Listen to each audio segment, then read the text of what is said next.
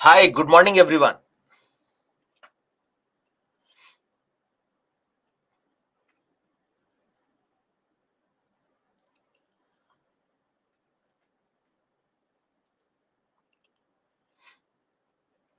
So, yesterday we had started discussing civil societies, and the first one that we had taken up was non governmental organizations. We had discussed what non governmental organizations are, what are the various issues related to non governmental organizations, and what is its significance for the government and the people. And we had discussed these issues that these non-governmental organizations face problems with respect to funding. Then they have a lot of government intervention which restricts them from working properly. These NGOs can become a security threat if not regulated, and in that context we have to discuss what can be the possible suggestions. Now, one thing is that with respect to foreign funding, you have to look into Foreign Contribution Regulation Act. Now, this is something ideally dealt with in economics lectures, but here I'll just give a glimpse of it. So, whenever there is an NGO who's getting foreign contribution, it comes under the purview of this act. This act says that if you are accepting foreign funding more than that of 25,000 rupees, you need to be registered under this act, and you need to hold a specific bank account, that too in a branch of State Bank of India, Delhi. Now there are problems with related to this. Now foreign contribution becomes an important thing for the NGOs to function properly. Now, if we are regulating, yes, regulation has to be done, but the provisions limit the use of funds for administrative purpose. It restricts public servants or the ones who are on payroll of the government to accept any foreign contribution. Now, in absence of this foreign contribution, you find that the problem with respect to funding does not get solved. So, yes, to regulate and maintain transparency in the functioning of the NGOs, this is a good step, but there are problems. Now, please do go through this once and just understand what are the various aspects related to Foreign Contribution Regulation Act. Now, let's come to what can be the possible suggestions if we want to make our NGOs work efficiently, if we want to save our NGOs from any kind of problem. Now, one idea was that this entire ecosystem of NGOs is fragmented. You have multiple NGOs working in the same direction, working for the same cause. And at times there is a lot of overlap, but they do not collaborate. So, create an umbrella organization which will regulate the entire thing, which will make these NGOs collaborate and cooperate amongst each other. Similarly, we were saying that these NGOs can become a security threat. These NGOs, we do not know which one is a good NGO, and there can be NGOs which can work for the detriment of a country. So there should be a system. Has to be a mechanism to identify the wrong ones, to identify this is a good NGO, this is not a good NGO. So there has to be a mechanism, because it cannot solely happen on discretion. Because generally what happens is, if there is an NGO which is, say, involved in politics, or which is involved in the system as a pressure group, and if it dissents against the government, if it talks against the government or government policies, then they are branded as a threat to the security and integrity of the country. So rather than doing that, we have to identify whether it is a good NGO or not, because there are a lot of foreign NGOs working in India doing a brilliant job. then these NGOs themselves should be able to communicate what is the viability of these issues, the issues that they take up. Because more often than not, be it government, be it general public, people are not aware what is going to be the significance of the issue that they are going to take up. Yes, so yes, it was in the news yesterday. FATF to they're talking about guidelines to protect the NGOs which do good work, because over the years, over the past 5 years or so, the government has shut down a lot of NGOs. So let's see what mechanism comes into place to identify the ones who are helping companies and individuals to launder money, and which are the ones who are actually doing good work. Then we're talking about the political interference or the bureaucratic interference, which has to be limited. Because of this bureaucratic interference, starting from the funding aspect to the various operations, there are issues. And this bureaucratic interference, not just in terms of NGOs, but when we talk about cooperative societies, is something problematic. So it has to be limited. Now, similarly, we have to see that when we talk about funding, uh, we have to promote more and more of domestic funding. We have to promote people from within the country and companies to invest in NGOs to help them with their functioning, because even companies have their corporate social responsibilities, and they at times set up their own NGOs, or they contribute to different NGOs working in uh, fields of public service. So we have to promote more and more of domestic funding so that the issue with respect to security threat can be taken care of, and also they are not dependent on foreign funding, because domestic funding is a more reliable form of funding, and more often than not, the NGOs are not able to function because of these constraints on funding. So we you can see that what can be the problems related to NGOs, and whenever there is a problem, all you have to do is think about a possible solution, think about what can be the suggestions.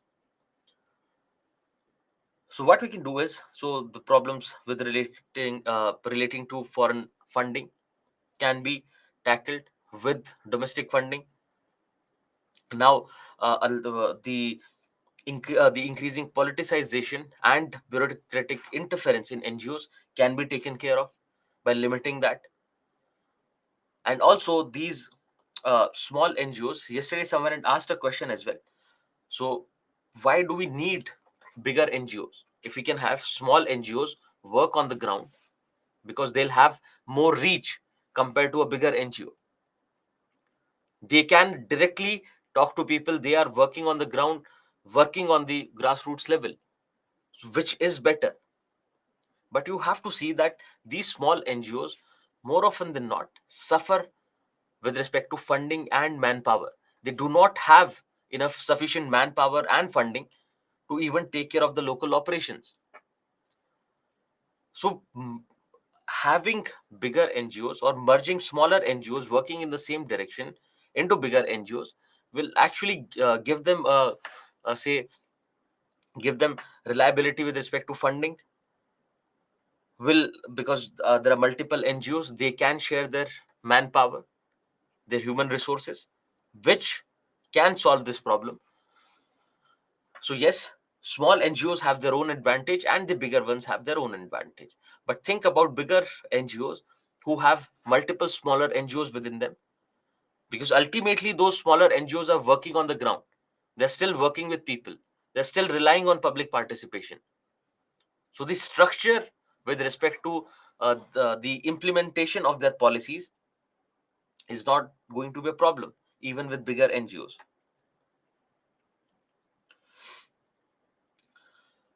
So, what we have to see is we have to target the funding aspect. We have to suggest measures how to improve funding. how to deal with their inefficiency and the lack of transparency. And then also, we have to see that excessive bureaucratic interference and politicization does not happen. So these can be a few suggestions with respect to NGOs. Now, they have already asked questions about NGOs in the past. What you have to do is, yes, there can be sector specific NGOs. There can be NGOs working in the direction of environment, to improve environment. There can be NGOs working to protect the right to education of children. But the basic framework remains the same. And all you have to do is, whenever these things are in the news, whenever these things are in the news, any NGO, any self-help group, you try to go through the story, because they have asked a question on environment specific NGOs because they were in the news. Then they have already asked a question on self-help groups and examples of self-help groups, and we'll come to what are self-help groups. So you remember that, because now as well, if you see, your cooperative societies have been in the news since 21, because of your Ministry of Cooperation, because of the new rules that are coming up, because of the new multi-state cooperative societies act. So the chances are that they will ask a question on cooperatives either this year or next year, because it is going to remain in the news. So similarly, last year when your economic survey was talking about, and there has been a definite push towards self-help groups by the government, and even after COVID, you would have seen that the government has increased the limit of funds that can be provided to these self-help groups. So they were in the news. They are also in the news. So if you find a success story, read it, understand it, make synoptic notes, add it into your uh, add it to your static notes, because those can be used as examples. So yes, Kudumshi, you're suggesting. Similarly, you had all those self-help groups which were involved in creation of masks uh, post-COVID 2021. There were a lot of SHGs which were in the news. So yes, if you have success stories, please use them. Please use them as examples in your notes. Okay. Now look at this image. There are a few women who are sitting. Looks like they're having a meeting, and they are writing a few things. So there's one lady who's sitting in the center, and you can feel that she might be the leader. She might be the one leading this group of other women, and she's taking down some notes. Now, to understand simply, these self-help groups are generally group of people coming together, forming a group which is again voluntarily. So forming a voluntary group to take care of the financial needs of the group members. And how do they do that? They rely on small savings. So there are few features of self-help groups with which you'll completely understand. But think, because most of you might be coming from urban areas, you would have seen that group of women, they will say they'll create a pool of money, and they'll keep adding money every month. So they'll fix an amount, they'll fix the date, that on this date, say on 5th of every month, every member has to contribute say 500 rupees, and they keep adding to a pool. And they what they do is, they generally meet once in a month, twice in a month, at one of the members place, and ultimately they decide, and people bid that, okay, I want to take this entire pool of money. I need it for my say to buy a washing machine. I need that money to get my children admitted to a school, and they bid accordingly. And on very minimal rate of interest, they can use that money. They can take that money as credit and keep repaying through their uh, routine investments. So every month they're supposed to say add 500 rupees. And think of a situation where the collective decides that let there be zero rate of interest.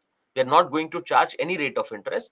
But what we'll do is, to make the decision, if there are 2 to 3 or 4 members who are asking for this fund, let them come up with the reason. What is their reason to take this fund or take this credit? and let's decide amongst ourselves. Let's have a vote on who is going to take that money.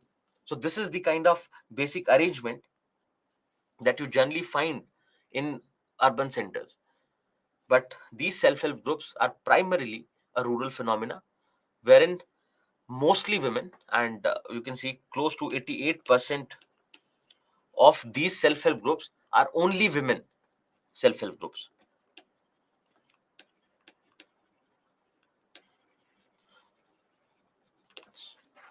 This is according to your economic survey. So 88% of the self-help groups, of the total self-help groups, are have only women members. So we can say primarily these are women groups. These are groups of women. But otherwise, if you use a definition, you have to say that members generally from the socio-economically weaker section come together, form this group. They rely on saving. They will go on adding money every month. It can be, the amount can range from say 100 rupees to 1,000. It can be any amount. But generally, if they're coming from weaker sections, you can understand the amount is going to be low. So they will contribute every month. They will have certain set of rules that on this date of the month, we are going to contribute to this fund. There'll be a person who'll manage that fund, because it has to be that money has to be kept somewhere. So they can open a bank account and then keep that money there. Then they'll decide that, yes, we are going to have a meeting in every 15 days. And in this meeting, we will discuss these things. So let's understand, these were a few basic features. We'll come to it. Let's understand what are these self-help groups. So these, by the name, you can understand that these people who are a member of this group are trying to help themselves. They're relying on self-help rather than any external agency. So now these self-help groups are either registered or unregistered. Group of micro entrepreneurs, and not necessarily entrepreneurs. I'll tell you the reason: because they can come together, have this, start this self-help group, and maybe use this money for some household expenditure, for some family health emergency. So it need not necessarily be, say, an entrepreneur. Having homogeneous social and economic background. What does that mean? That generally the people or the members of this self-help group are going to come from a similar background, that you would not find a lot of difference with respect to their economic status or social status. So you'll find that they'll be either, say, women from poorer households, then they can be members of the same caste, of the same community, and that is how you'll find that it is generally a homogeneous group. And also you see that when we're saying that one of the features of self-help groups is meeting regularly. Now if you want to meet regularly, then everyone has to stay in the vicinity, have to stay nearby. So generally you'll find they are people coming from the same village or the same region, because meeting is mandatory. And if you want to meet, then the best way or the most convenient way is staying around. So these are generally from the same villages. And also, to bring people together coming from the same group or coming from the same village is easier, because ultimately they would not have take case of women from one particular village. Generally you would not find them having contacts with people outside their village. So they share a common culture, they come from the same village, they have known each other for a long time, and that adds to the ease of creating this self-help group. They come voluntarily, they are coming on their own free will, coming together to save small amounts regularly.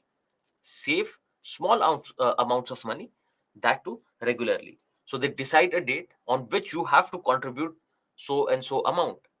It is a fixed amount that you have to, say, send. It's like your EMI.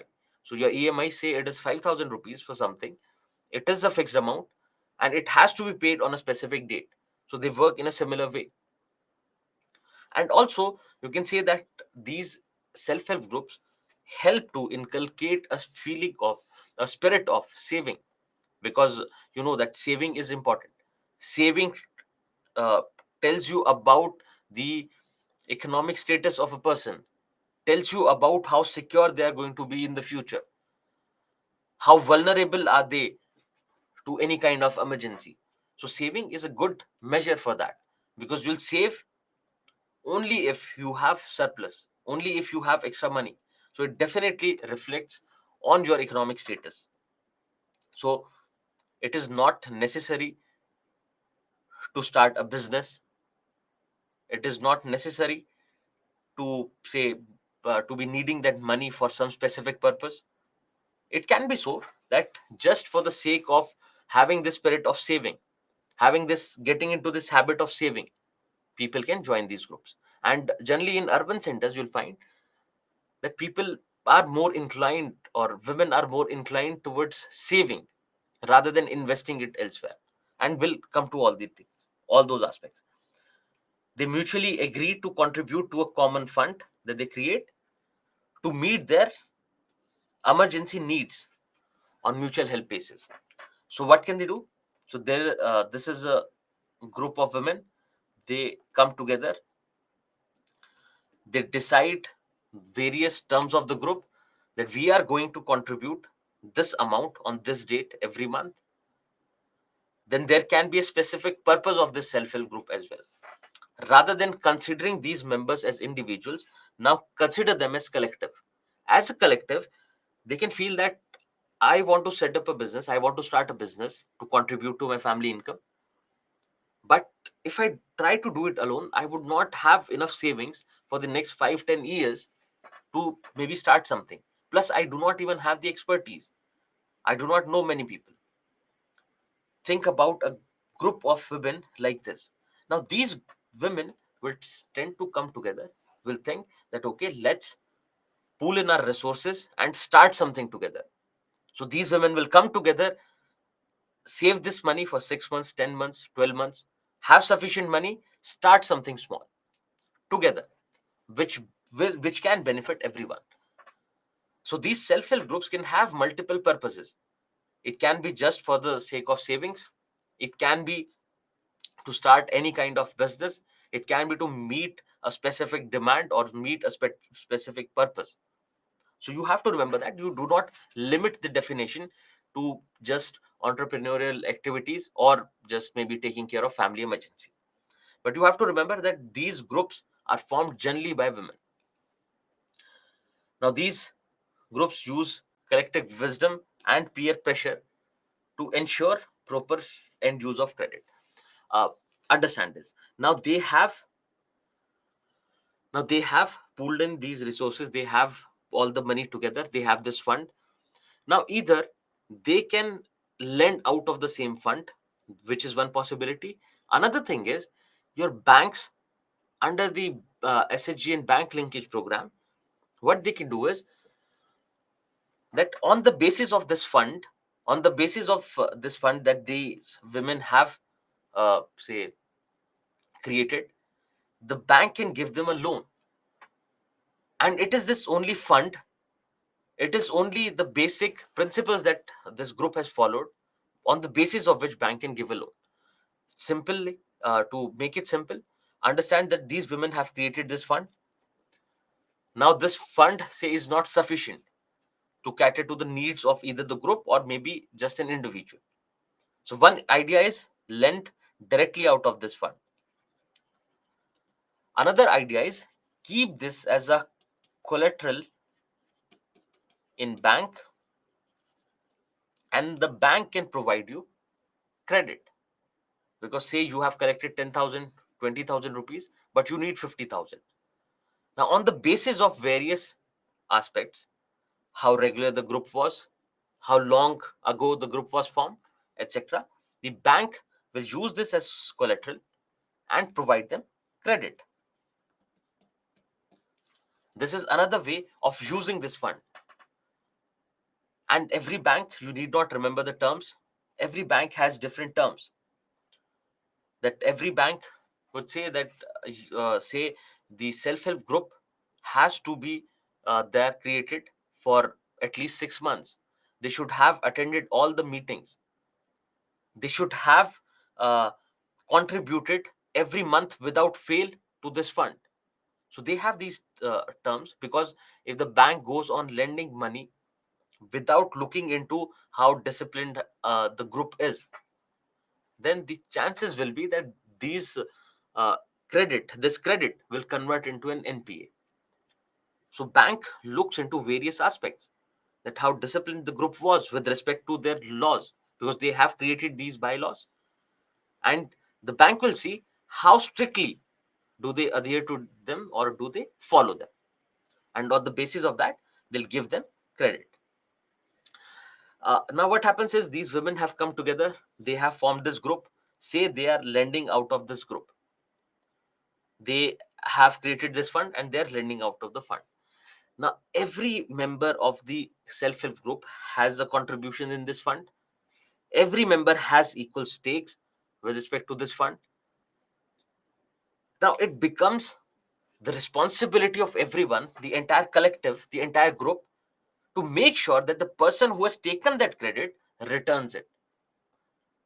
And this is something that you can understand as peer pressure, that the members of the group who are their peers, they will exercise a certain pressure so that people repay the credit in time.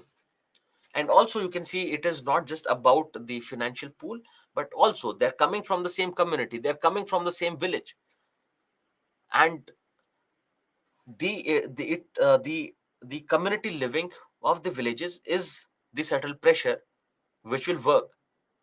So that pressure will work in the background, that yes, I have to repay the loan, but what will people say otherwise? I cannot default. What will my entire group think, etc. So there is this peer pressure to ensure timely repayment of the credit and proper use of it, because unless until it is not put to proper use, you would not be able to repay it. So if you use this fund for consumption, and there is no way that you are earning, and there is no way that you can repay this without investing in it anywhere, so the group, the entire collective, will ensure that it is put to good use, and also the credit is repaid in time. And also in this regard, you'll see that the NPAs in banks, or the NPAs with respect to these SHGs, are not more than 4%. That means 95 more than 95% of the loans that these self-help groups take are being repaid, and which is a good number, which is a great number, considering multiple factors, considering that these women are coming from rural background, these women are generally not skilled, they are either involved in agriculture, which is dependent on monsoon and various other factors, but still 95% of the groups are able to repay the credit. So this is the idea of self-help group. Now when we talk about credit from the bank, it is only the registered self-help groups which can actually take that credit, but it need not be say necessarily a registered group. It can be unregistered as well, that they are working on just the social level. They are coming together, have a common objective, and trying to fulfill it with their savings. So this is the basic idea of self-help groups. Now let's look at a few features of self-help groups. Now features is, first thing is, they'll have fixed rules, they'll have defined laws. Those laws will define the objectives of the group, that this is the objective, we want to start this fund, we want to enter this group and achieve this objective, and set up this business of food processing. We'll start making chicky and sell it in the market, in our village market and even in the city. So there can be a specified objective, but objective will mostly be in monetary terms, that we have to say they're coming from poorer households, and they'll think that okay, ultimately everyone should be able to get out of this poverty or get out of the problems that they are in right now. So they'll have a fixed objective, they'll hold regular meetings, So they'll define the frequency of the meetings, that these meetings have to happen regularly. Then also, what is going to be the agenda of these meetings, for instance. Then they'll decide about the savings, the amount of the savings, when you have to, also what is the frequency with which you have to add that amount to the pool, to the fund. Similarly, they'll have various laws with respect to credit. So if you're lending out of the fund, how do you decide what should be the rate of interest? Similarly, they'll also decide on leader. Generally, these are rotational because everyone is considered an equal. So the leaders go on rotating. So this month, one person is a leader, next month, someone else. So there is a cycle, they go on rotating. But yes, there can be self help groups with just one leader. So consider a case, because we were saying that they generally come from a homogeneous socioeconomic background. But consider a case where there is someone, where there is a lady in the village who is better off compared to others, who has taken a certain level of education, who has basic skills with respect to, say, tailoring, and she thinks that yes, I know how to do things, how to go about it, and she will convince other ladies in her neighborhood and say that let's form this group and let's start something. I'll be the one who'll help you with basic skills. I'll be the one who'll manage all the affairs of the self-help group. So yes, they can have leaders. Yes, they need not necessarily be a group of homogeneous people coming from homogeneous background, similar background. There can be differences as well, but generally you find that they have a democratic setup. The leadership will go on rotating. Every month there is another leader, because the leader is, say, interested with taking care of the fund. The leader might be interested with taking the minutes of the meeting, because if they are meeting, they have to maintain a record as well. If they're meeting, they have to maintain a record if they are registered SHGs. If they're registered SHGs seeking credit from the banks, they would have to maintain a record of these meetings as well. That whether these meetings happened regularly, what was the agenda of every meeting, what was discussed, etc. So the first thing is that these are people generally economically homogeneous or coming from a similar group, similar socioeconomic background, coming voluntarily, having certain defined laws, and based on the affinity of its member. It is with respect to the closeness, because generally we are saying that they are coming from the same vicinity, same background, so they have feelings for each other. They generally know each other beforehand, because at times banks form the kind of SHGs where people do not even know each other. That can be the case. Then there can be heterogeneous groups wherein you have people coming from different backgrounds, but generally you'll find it is people who already know, who have a liking to each other, who are forming this group, because ultimately everything is working because of the principle of cooperation, that everyone wants to cooperate with each other. They're coming voluntarily. Now generally these are women groups, and close to 88% are only women group. Yes, there can be other groups where you have both men and women in the group, but generally you find most of them are women groups only. They are small groups, size between 10 to 20. Now there can be bigger groups. Now few of you are giving example of Lijat. So yes, there can be bigger groups as well, but generally you'll find the size to be between 10 to 20. Then they'll conduct regular meetings. Now these are the laws. They have to conduct regular meetings. They have to maintain the record of basic credit discipline. That, for instance, if a person out of the group has taken a loan, now they have to maintain the records of that as well. So what was the amount that one has taken?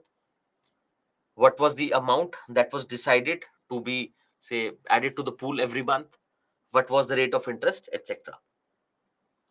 And also you have to remember that it is generally the peer pressure, it is generally the sense and idea of cooperation which works behind these self-help groups, makes them ultimately successful.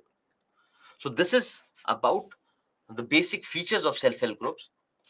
Now, if I say that these self-help groups are leading to empowerment, and particularly women empowerment,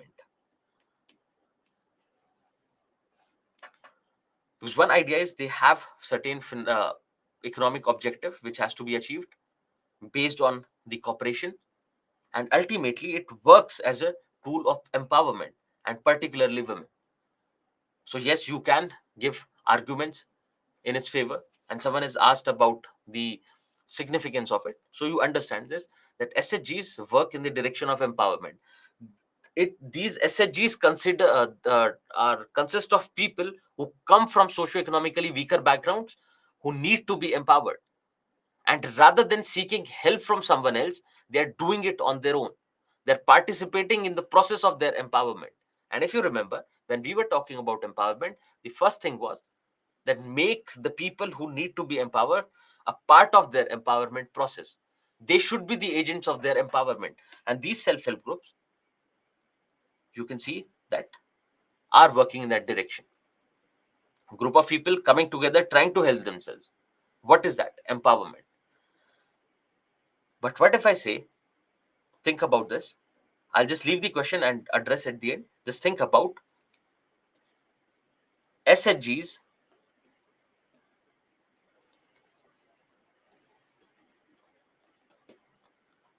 stereotyping gender. SHGs as a form of gender stereotyping. And you keep thinking about it, because right now, keep the positive idea in your head, but also keep questioning that idea, that what are the basic features and what are the objectives and the significance of SHGs. But do keep that critical idea in your mind. Keep evaluating, keep assessing this, that what can be the problems, what is the problem with respect to gender stereotyping. Keep those ideas in mind.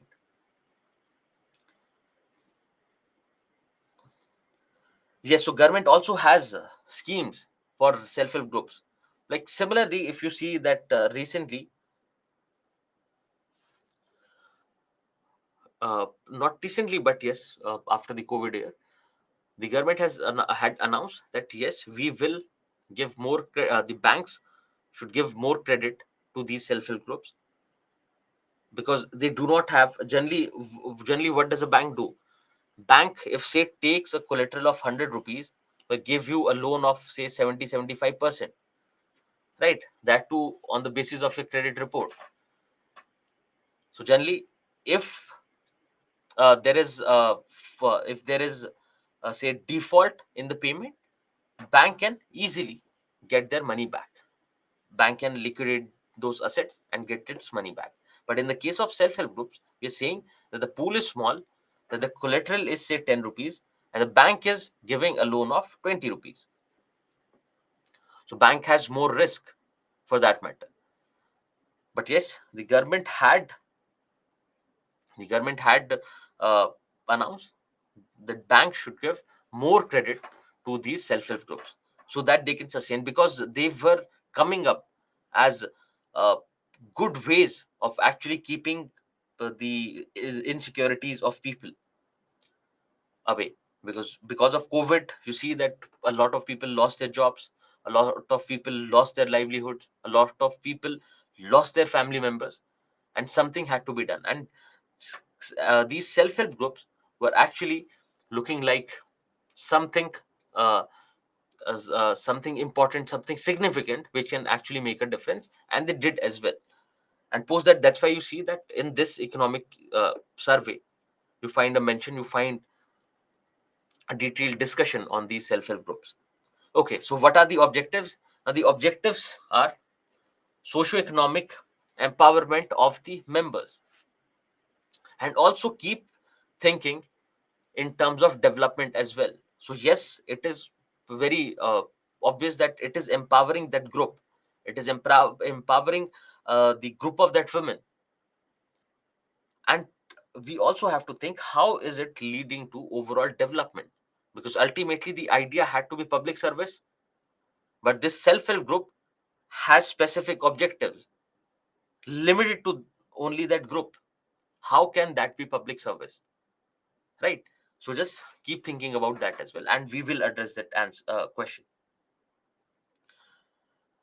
It helps in capacity building of the poor, because if they become part of this group, one is, now they'll have more economic freedom. Now they have the availability of cheap credit. Also, as part of the group, they become socially and politically empowered, because alone their voice was being unheard. They did not matter. But now, as a part of this collective, their opinion, everything matters. So a source of empowerment and capacity building, also in the sense that they can get involved in some kind of entrepreneurial activity. Say they go on setting up a basic food processing unit or a basic tailoring unit. Now, the entire group, let's say two people out of the group, know how to do those things. So they will impart those skills in these people as well, and the other members as well. So basically, capacity building. Then it encourages the habit of savings among the poor. It can be one of the objective, that just we are not going to start up a business, we are not going to invest this money anywhere. Let's at least have a habit of saving, otherwise we are not able to save. So it can be a basic reason, basic objective as well. Now, to avail formal credit at very less or zero interest rates, because otherwise, if a person wants to start something, if a woman wants to start something, she'll definitely need finances. If she doesn't have finances, doesn't have money, she would have to either go to the bank or informal money lenders. Now, the bank would not give her a loan because she doesn't have any kind of collateral. And also, the money lender, if they go to the money lender, he or she will ask them to pay a very huge amount of interest. So, to avoid that, avail credit at very less or zero interest rates, they can start a self-help group. They can also get collateral free loans, because now, uh, if they if they take the credit out of the pool, they do not have to pay keep any collateral. And also, if they use that fund, if they use that pool of the money to take loan from bank, credit from bank, in that case as well, on an individual level, they haven't given any kind of collateral. Now it can generate self-employment opportunities and upgradation of skills. Then also, it gives a sense of collective security and development for all. So the entire group will stand for each other. So if there is one woman or one member of the group who is not well, who has some financial problem going on, everyone will be ready to contribute to that cause. Similarly, if there is a woman who is who is being a victim of domestic violence, the entire group can stand up for her, go and persuade her family, and maybe take up the case legally, right? So yes, it can be a form of collective security. And also, we see, as a, say, benefit of these self-help groups, that over a period of time, these women can become politically active as well. They can form a pressure group as well. So if there is some issue in the village, say for example, availability of clean drinking water, this can be a problem in rural areas, that to get clean drinking water, women have to go walk, say, for kilometers to get that water. Now, if they see that the neighboring village has now clean drinking water supply, and if we lobby with the government, if we ask our panchayat leaders to take it up with the government and get us a supply of clean drinking water as well. So in that case, they can work as a pressure group. They can pressurize the local administration to get something done. Similarly, they can act as a pressure group in the sense of curbing any kind of social evil. So if this SHG, which was formed, ultimately leads to say economic empowerment of the women, with their economic empowerment will come their social empowerment, and ultimately can also lead to their political empowerment. So I hope you're getting the idea clear. The objectives can be multifold, that you have to understand. It need not necessarily be specific or limited to a particular dimension. It can be anything. Now, what are the benefits? You would have understood that they have benefits both economic and social. Then you can also think of benefits on the political front. Now let's see, what do you think? What can be the economic benefits apart from the ones that are mentioned here? What can be the economic benefits? So one is availability of cheap credit, or say availability of interest-free credit can be one. Yes, so most effective way of financing the poor. Then reduce dependency on money lenders. Perfect. Getting collateral-free loans. Then they can ultimately enhance the contribution to their household income. And also, if you see that, it is good for banks as well, because banks have to ultimately lend to these self-help groups, and they know that if they have chosen the self-help group properly, if they are actually going through the meetings and everything with respect to these SHGs properly, they know that the chances are that they will get their loan back in time, because they have a very good, because women in general also can be considered to have a very good fiscal discipline, because they are the ones generally who take care of the finances, who get, because generally they are involved in household work, so they are the ones who get a limited money, who get limited resources, and they have to make the most efficient use out of it. So they have a better fiscal discipline compared to men. Okay, so what can be other benefits, other economic benefits? Yes, so women can become household heads, and also think about this in the negative way, that women getting their status getting better in the family.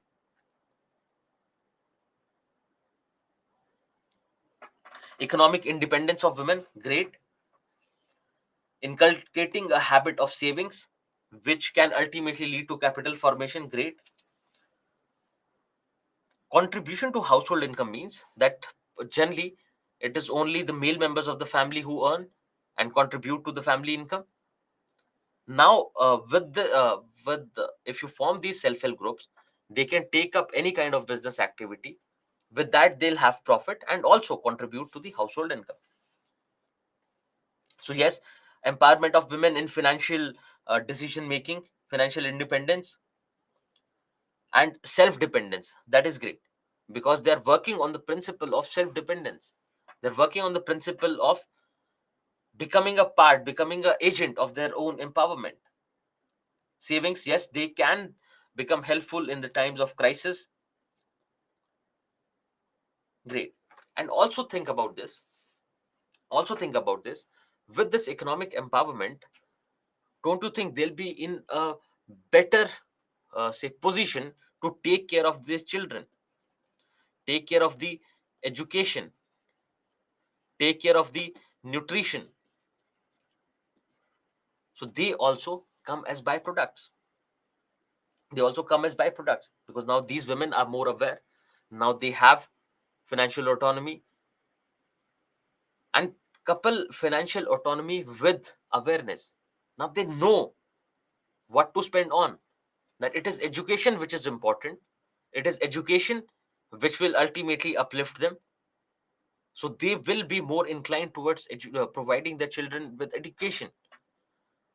Similarly, they'll be more aware about nutrition, because it is, say, you an individual might not know what are the proper ways of nutrition, whether this food is nutritious or not. But once they become a part of this group, they might go on having discussions about nutrition, that what is it that we should provide our children. Say, in the case of an epidemic, I'm giving you a local example that you might know, because it's a unregistered local self-help group that we have in our area. So during COVID, they were during post COVID, because by that time everything, the problem had subsided, but there were a lot of issues that people were facing with respect to their say lungs getting punctured in the process and not able to recover. Now there were 2 3 women who were not related to medical field but very aware and active part of the healthcare system in our city, and they were the ones who were actually going on spreading awareness about this proactively without anyone asking them to. So they were first talking about what kind of, say, eating habits you should inculcate, which will lead to a better recovery. And now this information that they were providing was also informed. This is coming directly from your healthcare practitioners, and not just their group, but they went on spreading this awareness through the city. So that can also be a benefit, but it's not an economic benefit. They'll come into social benefit. Just giving you an idea, just a glimpse of it. Now look at various socio-cultural benefits that the women getting empowerment. One, women getting better status in the society. Then with their better status, their levels of awareness will improve. With increasing levels of awareness, the levels of nutrition will also increase. If the increase in nutritional levels, you'll find that your infant mortality rate and maternal mortality rate will go down. Similarly, with their financial empowerment will come a better status. With their better status, they'll have more, say, they'll have better self-respect for themselves. So any kind of mental health problems that they or the entire group might be going through can be taken care of. Similarly, in the social arena, they'll be more assertive. They will assert their rights. So for example, there is, say, non-member, even a non-member in the village. There is a non-member in the village, and they are not letting the girl child go to the school. They're saying that we will get her married by the next year, and she is very young. So they're thinking of child marriage and not letting the girl have education. Now they can, even without the, say, without the involvement of administration, they themselves can be socially so strong that they can go on tackle that situation. They can handle that situation and make sure that the girl does not get married so early and she is being sent to school. So they can be not just a form, say, agent of empowerment for themselves, but an agent of empowerment for others as well. Because tomorrow, maybe any member adult female member from that same family might come and become a member. So ultimately you see that there are various social benefits, and also you'll find examples of their cooperation during various disasters, the way I have given you example during COVID times. Similarly, you can find their role during rehabilitation after any kind of disaster. They also help.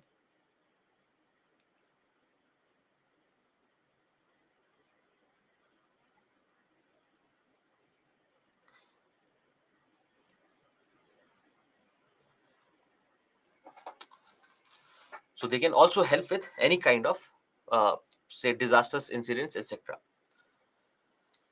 So you can mention other things as well here, awareness, etc. Right. Now think about this. Third one is more vocal and assertive, wherein they will be, they, with their better status, with their better financial position, with the power of the collective, they will, they can talk about their rights. They can assert their rights. That no, we do have a right to spend according to our will. We do have a right to send our children to school. We do have a right to take decisions in the household. So yes, then you can think of political empowerment. That ultimately that these self-help groups can fare well. So they think of starting a business. They started a food processing business, small business, but it worked out well, and now they're scaling up their operations as well. With that financial empowerment comes social empowerment, and ultimately they can become a part of your panchayati raj institutions. And you have examples to say that their political participation goes on increasing. not just as representatives, but as voting members as well, because now they're more aware of their rights. Now they're more aware of the problems that are happening. And with this power of the collective, they can actually decide who gets voted, who comes into the power, because they can they can become say sort of advocacy group, and maybe persuade other women as well in their village to vote for a particular person, because that is the person who is going to take care of the problems that they have in the village. That is the person who is going to help us with getting clean drinking water in the village. And similarly, they can become a part of the process as well. So with empowerment, one of the uh, women might think that, okay, I can also become a representative of my community and go for elections. So these can be a few benefits of self-help groups. Now, apart from this, with the benefits, will come to the problems. But think about it.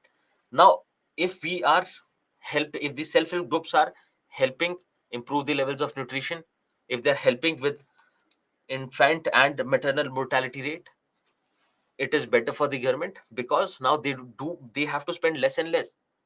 The government did not spend anything, and they are able to achieve their objectives of the health policy. Similarly, with respect to education, so you see that they do not just benefit themselves, but they benefit the society at large, because now the government does not have to spend for that weaker section, and that money can be diverted elsewhere, can be diverted to another group, can be diverted to take care of any other problem. So it is not just empowerment of one, it is development of all.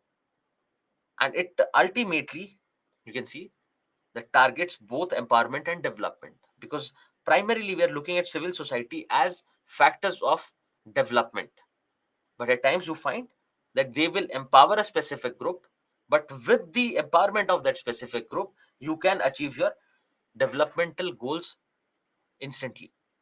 So yes, government would have to spend less and less on these aspects, because ultimately government has to make them a part of the developmental process. But now these women, or the group of people, did it themselves.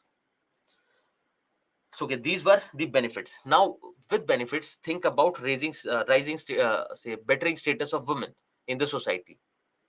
Don't you think people will protest, particularly her husband and her husband's family? Similarly, if we talk about the funds, we are saying that they have to contribute every, say, 15 days or every month. The amount has to be specified, that okay, they have to contribute 200 rupees every month.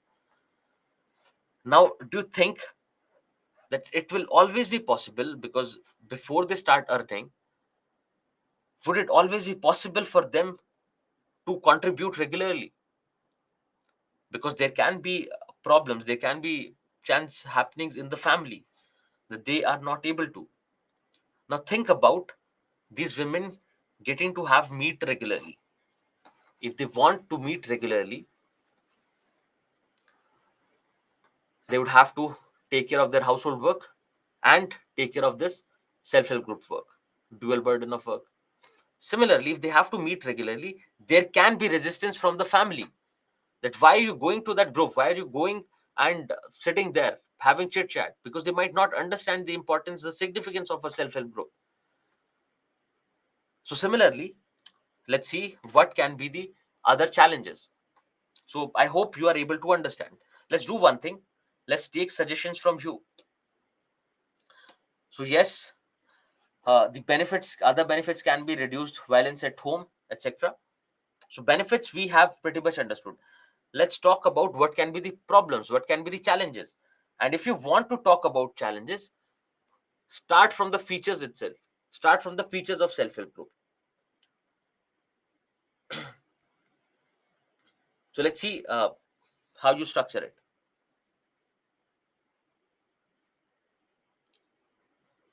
No, they do not have to meet every day. they have to, generally you'll find general trend is 15 days. And not just that, just Akula, just think about this. The person say, we have rotational leadership in the SHG. Now the person who has to take care of all the bookkeeping, they have to be in charge of the account, they have to be the ones who have to call the meetings, etc. So in that case it becomes a dual burden of work. And also with the self-help groups, they say they start any kind of entrepreneurial activity. If they start that, then again they are involved in both household and outside work. Just think in those terms. They're coming from poorer households, weaker sections, so generally they do not have savings to contribute to this. Great.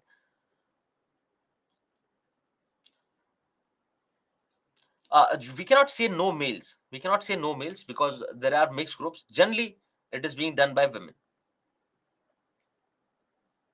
So yes, great. So Bharadwaj is saying that what if the leader who has all the money absconds, leaves, and this is also a challenge. This is you'll find that this is also a problem.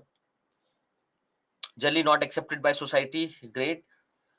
Prabhakar, rather than saying few dominant castes, so Prabhakar is saying few dominant castes might take all the decisions.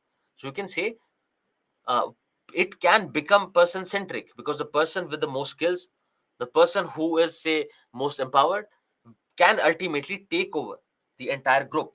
And also, you can think these women are coming from poor families, they do not have the skills.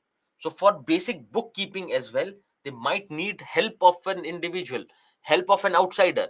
And if they need help of an outsider, the chances are that outsider might exploit them. Dominance of male over female can be finished. But yes, now right now we are talking about the problems, Madhav.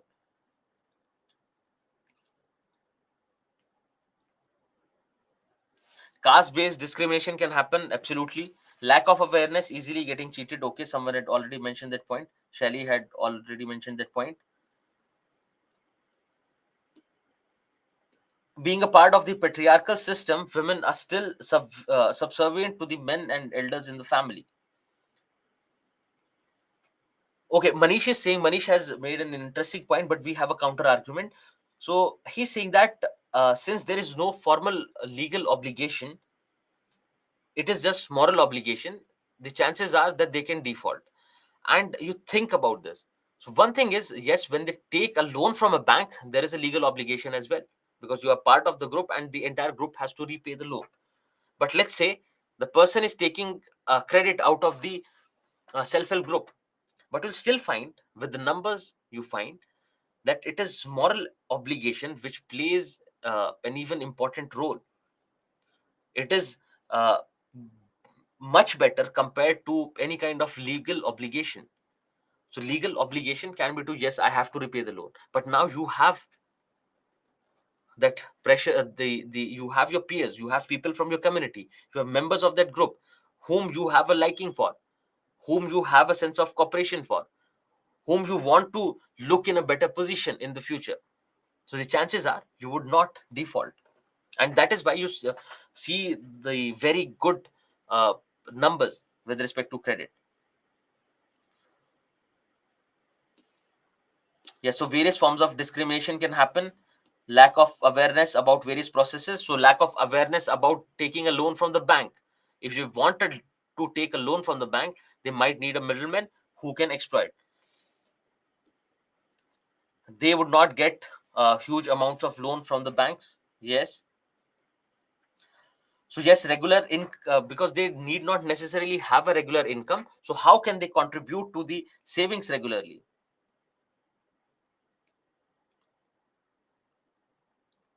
And this, just think about another feature. They're generally coming from a homogeneous group. So it is always very small, specific, targeted groups. Because don't you think with this, they will definitely miss out on other people who might have needed the help of the self-help group. So gender stereotyping can happen, that will come to. Lack of rural banking facilities, yes, absolutely, because they do not have banking facilities there. They would not be aware as well. Okay, great. Okay, so Mrityunjay is saying that even for these savings, the dependence is on the male members of the family ultimately, as long as they do not start earning from that self-help group. Now, just think about this. Ilma, I'll just make your point clear to everyone. Just think about this. These people who are coming together, coming from the same society, now think about an issue on which there is a conflict amongst the members. There is something that happened in the village in which two of the members of the self-help group's family were involved. Something happened between their husbands. Now, this conflict, if they do not have someone who can resolve, who has the skills to resolve these kind of conflicts, the group might break up because of divergent interest of the members, right? Also, yes, social acceptance, the society will not accept, because uh, increasing the betterment in status of women is something that the society is not very happy about, not generally very happy about. So there will be resistance from the society. Also think of, yes, politicization. Now there can be someone, we were saying that they can act as a pressure group to assert their say demands, but think of a political leader who might, and say the status and the say stature of the self-help group is so in the village that people generally look up to them. People ask them for opinion. People say that whom should we vote. Now because of which you can see that there can be a political leader who might misuse this self-help group for their own political gain.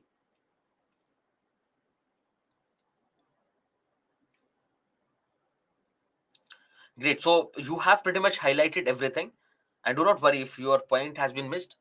We will mention it, we will discuss it now. Yes, so pandemics like COVID, etc., might affect regular payments. So what you have to do is, when you want to look at the challenges, start from the features. The simple idea to break it down is start from the features and then look into the various dimensions, be it social, political, economic. Because see, if we proceed in an unstructured way, what happens is we generally miss on points, because it was only one or two people made uh, say mentioned points about the political dimension. So try to structure it before answering. Try to structure it in your head so that you do not miss on anything. Okay, starting from social, you see that, and we will also come to the overall regulatory framework as well. Starting from social, think about these women who are not skilled, who do not have any kind of professional skills, who are coming together and starting this group. So lack of professional skills can be one. Then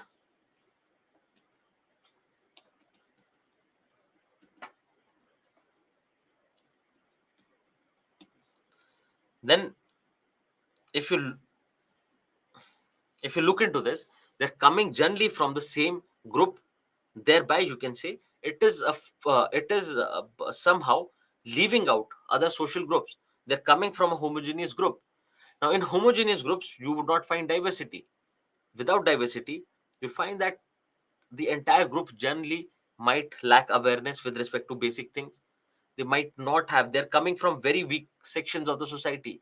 They might not have the skills and the expertise to actually start and run a business, because of which they might need a leader, they might need someone's help, and they can exploit them as well. So I hope these things, these dimensions, because we have already discussed, can be taken care of, and we'll look into a few points apart from this.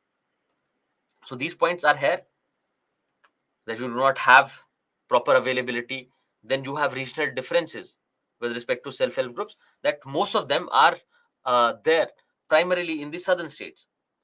Then politicization of SHGs can happen, tensions within household because of betterment in the status, the role of patriarchy, that they might resist this change, this positive change. Similarly, dual burden of work.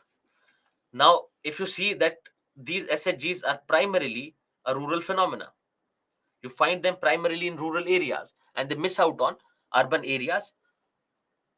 And also, we find that they are more in the southern states compared to the northern states. Now, why is that? That if you see that the levels of awareness and education are better compared to the north. So, yes, you find for this reason, you find that you have more self-help groups concentrated in the southern part of the country. Then they lack various skills. They do not have the resources. They might not have regular savings.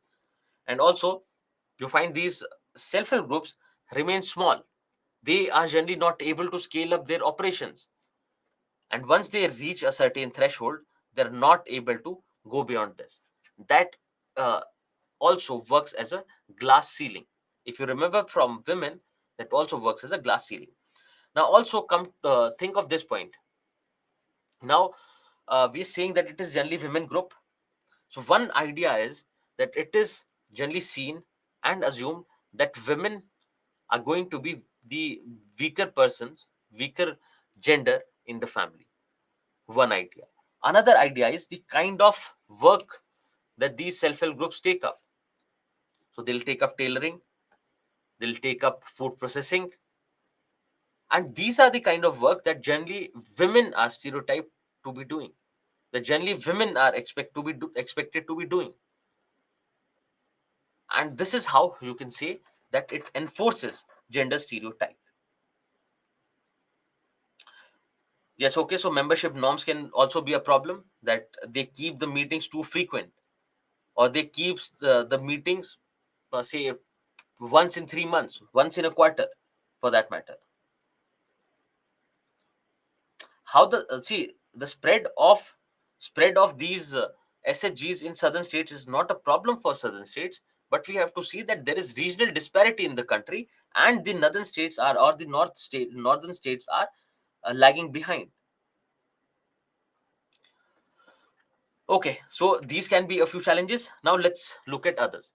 Now, one is banks have targets to lend to people, to lend to priority sector.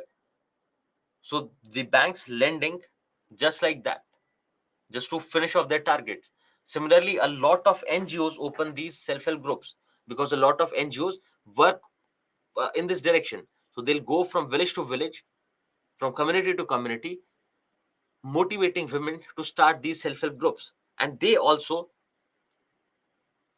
generally find that they have rather than uh, believing in the organic way of the self-help group, or believing in the sense of cooperation, mutual bond, these NGOs go behind getting them registered to the government, because it is generally beneficial for the entire ecosystem. Why? Because they are registered, the NGO has a better profile, they get better funding. Similarly, if the self-help group is registered, they can apply for a loan from the bank, for that matter. And similarly, you find that even the state governments have this kind of competition, that who will open more number of self-help groups, rather than believing in the idea of empowerment that comes with the self-help group. It is for various practical and political reasons that these self-help groups are being opened. And also, can I say, just think about this, can I say that with creation of these self-help groups, and I might have mentioned it here, yes. So with the promotion and creation of these self-help groups, the government is trying to shift its responsibility. What responsibility? The responsibility of development. Can we say that the government is shifting its responsibility on the people themselves, on the poor themselves, that we would not be able to help, please help yourself.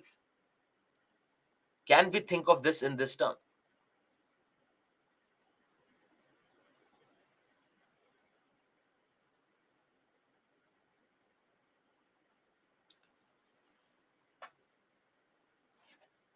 So one idea is that they are getting empowered because they are becoming a part of their own empowerment, part of the process of their own empowerment, which is a good thing.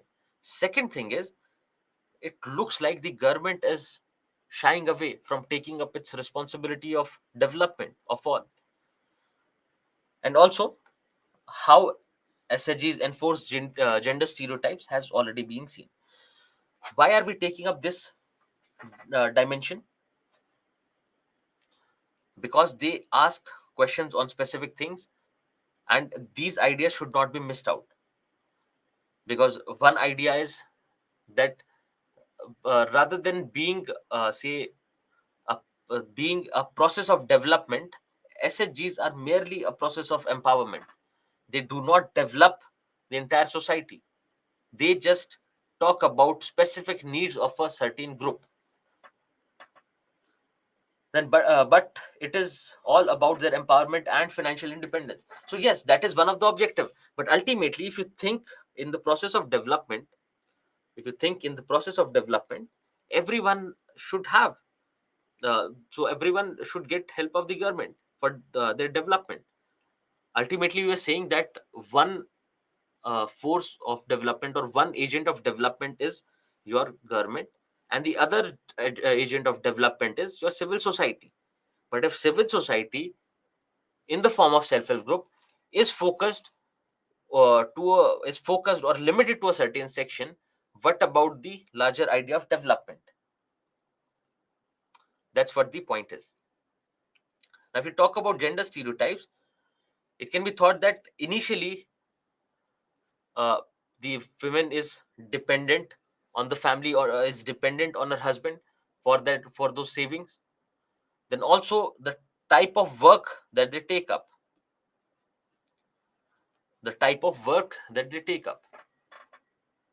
so generally, any kind of activity which is uh, thought of which women are expected to take up are being taken up, like tailoring, like your any kind of creation of food items, etc. So that is what gender stereotype means. So you can look at these issues. So you'll find pretty much every point.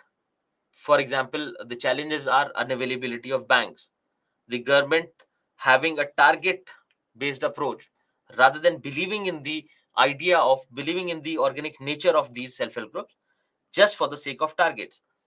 Politicians try to translate it in their own success, that see how we have empowered women of this area, or empowered the poor of this area. Now there are various programs which NGOs become a part of, which NGOs help the government. And there we were saying that it is a way of contracting, or say outsourcing government's own work to an agency which works on a cheaper rates. So it was cheap contractual work when we are talking about NGOs. Here as well, you can see that to say for various programs, for implementing various programs on the ground level, on the village level, governments or the bureaucratic system uses these self-help groups. So yes, these things can be understood, I hope. Yes, so men are also there, and generally the gender stereotype can also be thought in those terms, that women generally who are unaware, who do not have any professional skills, at times have to rely on male members of the society, say a retired teacher, a retired male teacher in their village. They'll rely on them to take care of the book, to say write the minutes of the meeting, etc. And in process, we have already seen it as a challenge that in process the leader might become powerful and go on taking these decisions of the self-help group independently, or all by themselves, rather than including every member of the group in the process. So these were a few things about SHG. Now, multiple questions have been asked about your self-help groups in the past. So one question is the idea of development and empowerment. The idea of development and empowerment. Just think about this. The penetration of self-help groups in rural areas in promoting participation in development programs is facing socio-cultural hurdles. You have to examine what are these socio-cultural hurdles. They come directly from your socio-cultural challenges of self-help groups. Challenges have already been addressed, already been discussed. So what can be these various socio-cultural hurdles?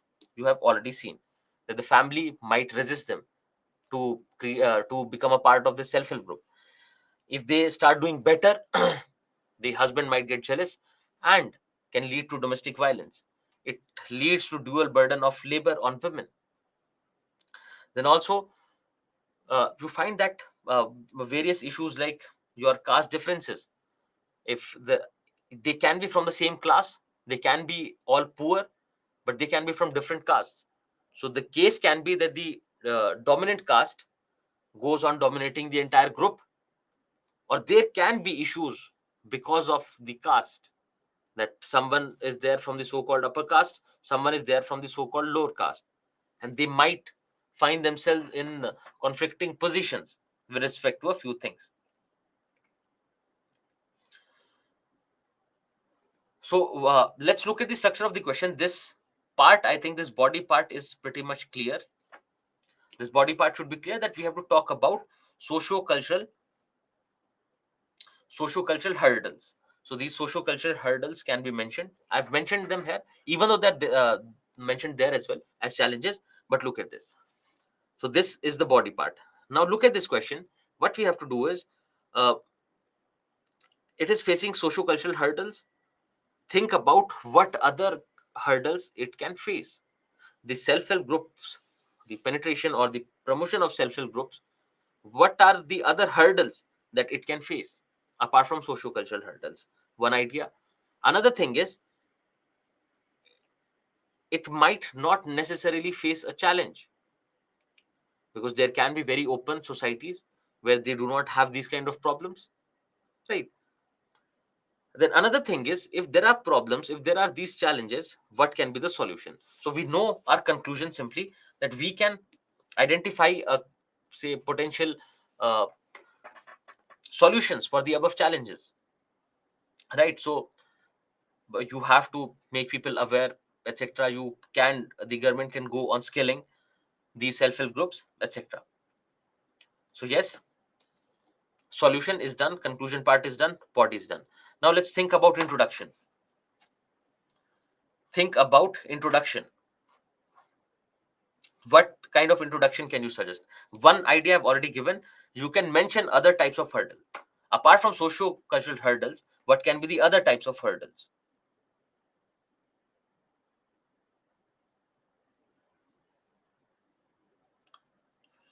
Yes, see, Deepika, yesterday the way we had discussed, no, yes, your NGOs and your civil society at large helps the government, helps the bureaucrats to increase the awareness about their various programs, etc. That is a good thing. They are becoming a part of they are collaborating with the government and helping the government in laying down the framework for those programs. That is one good thing. Great. Now the second thing is using them just for the sake of implementing their programs, rather than believing in the idea, because it is more again on a psychological level. Rather than believing in the idea of self-help group, rather than believing in the idea of development for all, rather than believing in the idea of empowering that group, using them to enforce, implement their programs. That is the problem. Okay, so we can, someone suggesting we can start with a fact. Okay, introduction of other type of hurdles. What can be other hurdles? You can think of economic hurdles, or maybe you can think of political hurdles that we have already discussed. So one way is that. Then another idea is how SHGs help in development. But we mentioning that, we will sway ourselves a little away from the subject matter of the topic, of the question.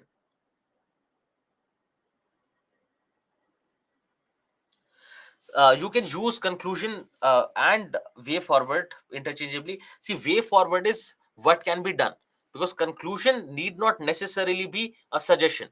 Way forward is more of a suggestion, that what can be done. But think of other questions where there is no scope for suggesting something, and you just have to conclude on a basic note that this is the conclusion out of this. So conclusion out of us, or say conclusion out of any kind of case that is going on. You might not need any kind of suggestions there, right? Okay, let's look at other things. Growing importance and values of self-help groups. Yes, we can. So growing penetration, we can definitely mention.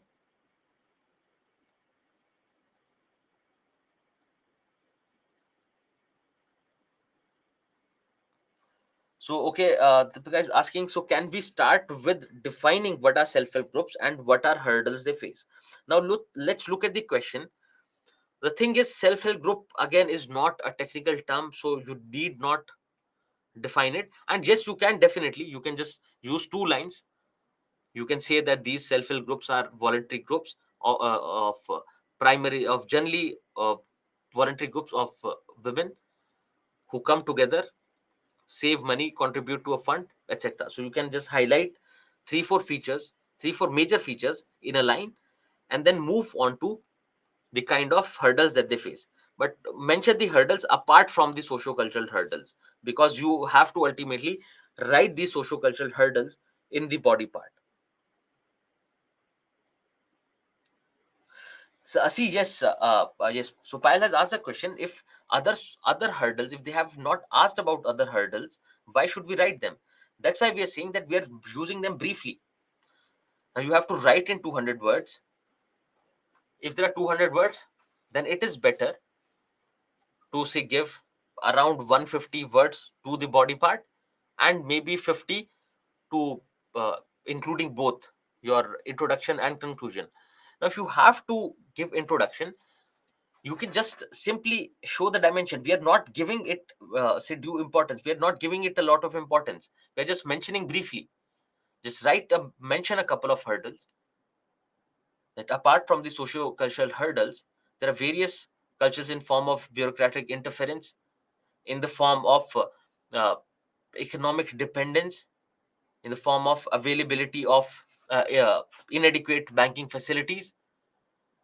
These kind of hurdles that these self-help groups face, and then you can start discussing your socio-cultural hurdles in detail, that these are the socio-cultural hurdles. So lack of education, skills and awareness, because of which they would not be able to conduct the basics or the basic meeting and everything properly, right? And also similarly, if you think about this, pile, they have not even asked about a solution. They have not even asked about a solution, but still we're writing the solution in the conclusion, because it is the part of the answer. If they would have asked, say, critically analyze, we would have given other factors equal importance. Right now, we are just mentioning them briefly. That is what the idea is.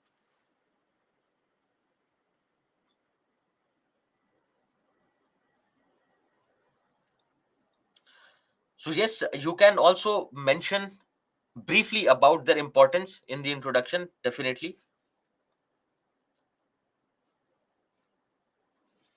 Okay, so the answer has to have a particular flow.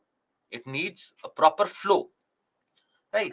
That is why we discuss what can be the various introductions. Yes, you can definitely write it, but if you go on writing about the definition or the general things that we do write about a fact in all the questions, it does not look nice. Yes, so when you write answers, you use a mix of everything, but see that what will suit better. The only thing you have to see is what will suit better, because there is no best way to answer a question. Even the best answers will get what, 50-60%. That's all that the best answers get. So but we have to understand that this is the demand of the question, and this flow would go better. If you read something, when you read something, you generally get that idea whether it is nice or not, whether it is say you're liking reading the particular article or not. It entirely depends on the way it has been structured. So yes, a few students would like something more of which has a lot of storytelling, etc. There can be others who might like a proper structured answer. So generally it is the structured answers that are adored by your evaluators, because this way you are sticking to the point, you are catering to the demand of the question as well. But generally if we start with a story, or if with a case, if you try to highlight any kind of those things, we generally move in a different direction and lose on the word limit.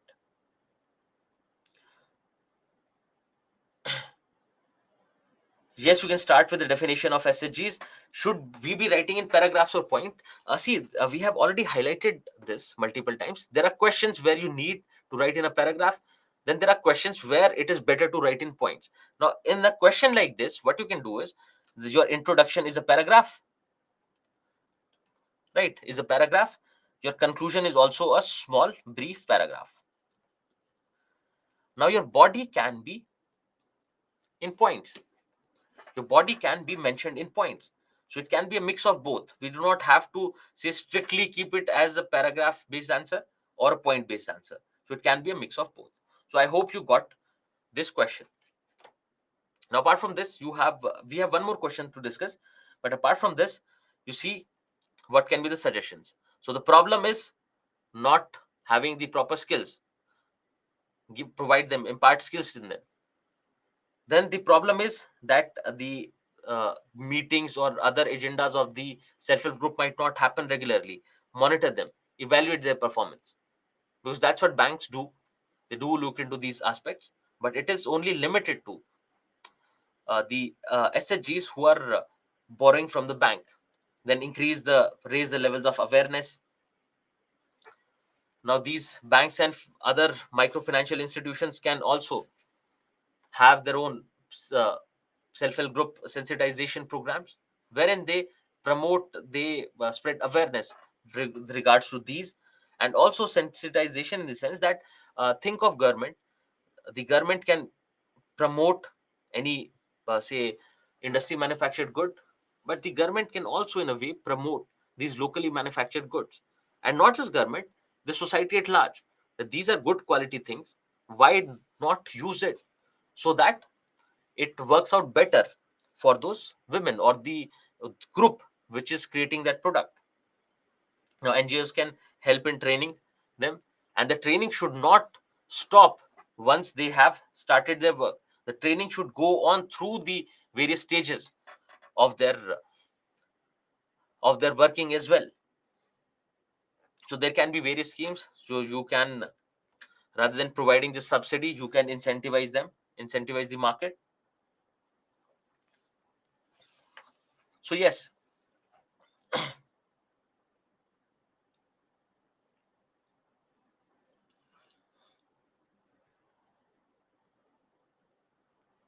So okay, you're asking that when we look at the topper copies, they generally tend to give to the point direct answers. And during practice, we do a lot of things. See, if you look at those copies, one thing is, you need to have a look at multiple copies. One thing is that. Another thing is, you try to identify those questions where they just give a statement and they start going on writing the answer. Those are the questions which are generally of 10 marks and 150 words, because there you do not have a lot of scope for writing introduction and conclusion, right? So you can write that. And also you have to be writing multiple answers, you have to be attempting multiple questions, getting them evaluated to find the sweet spot, to have a conceptual clarity with regards to how to proceed with a particular question.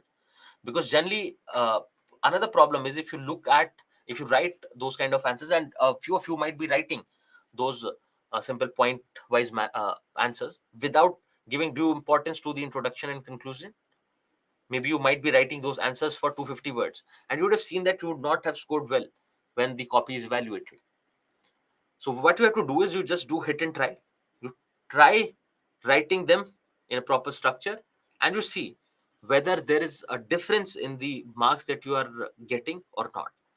And another thing is, look at multiple topper copies, so that you get a fair idea that they use there are multiple styles of writing.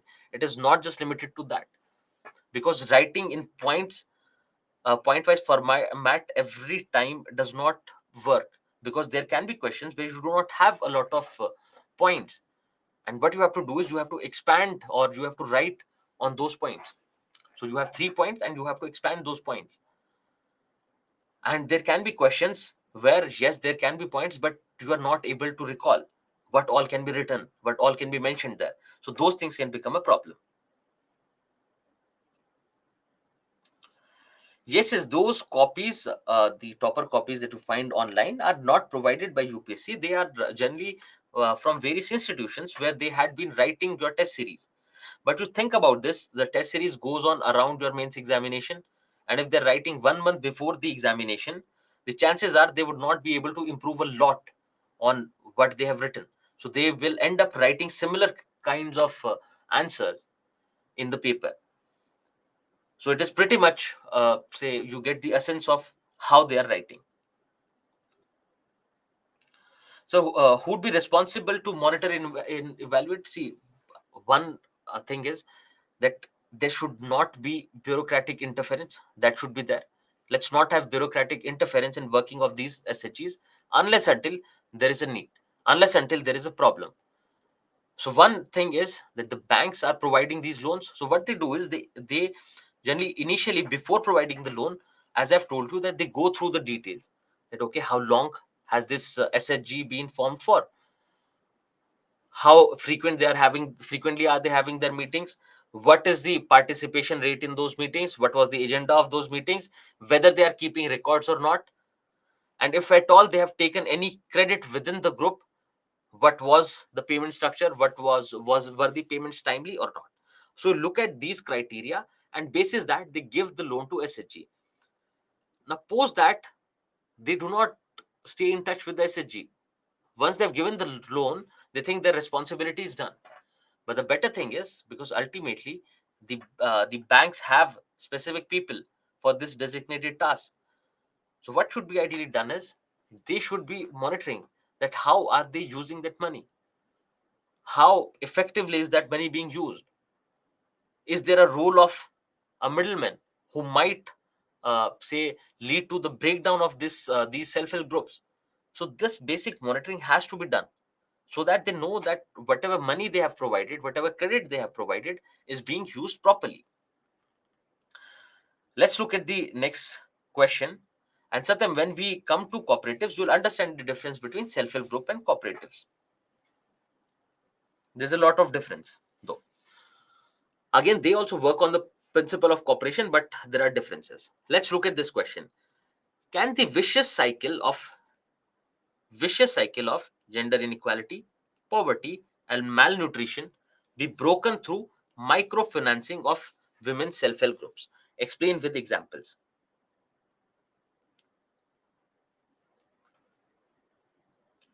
See, if a bank has given a loan to SHG, who is responsible for repayment, the person who has taken the loan or the entire group. Just think about these.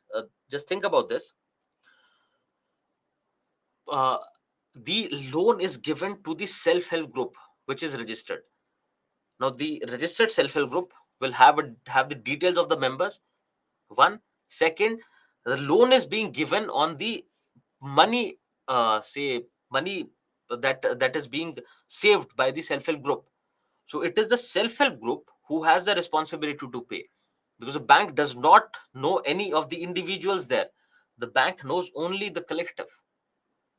So if they are giving the loan to the collective, they expect it back from the collective. Okay, so let's look at the question again. These links do work. Use these links later. Right now, you don't need these links. These links have been added to help you with this, and for you to understand if something is there in the news, how you can add it to your notes. Now, see that, can the vicious cycle of gender inequality, poverty, and malnutrition be broken through microfinancing of self-help groups? Now, the one thing is, yes, it can be broken. No, it cannot be broken. And if no, how it can be broken? So there are three aspects which we have to cover in varied degrees. Now, the thing is, they're talking about explaining with examples. That means they believe in The question believes in yes. The question believes in yes. What we have to say is the major part of the answer goes to yes. Self-help groups can break the vicious cycle of gender inequality, poverty, and malnutrition. And we have to explain this yes part with examples. We need to for mention examples as well. Now, these your examples will come from here. That will come to.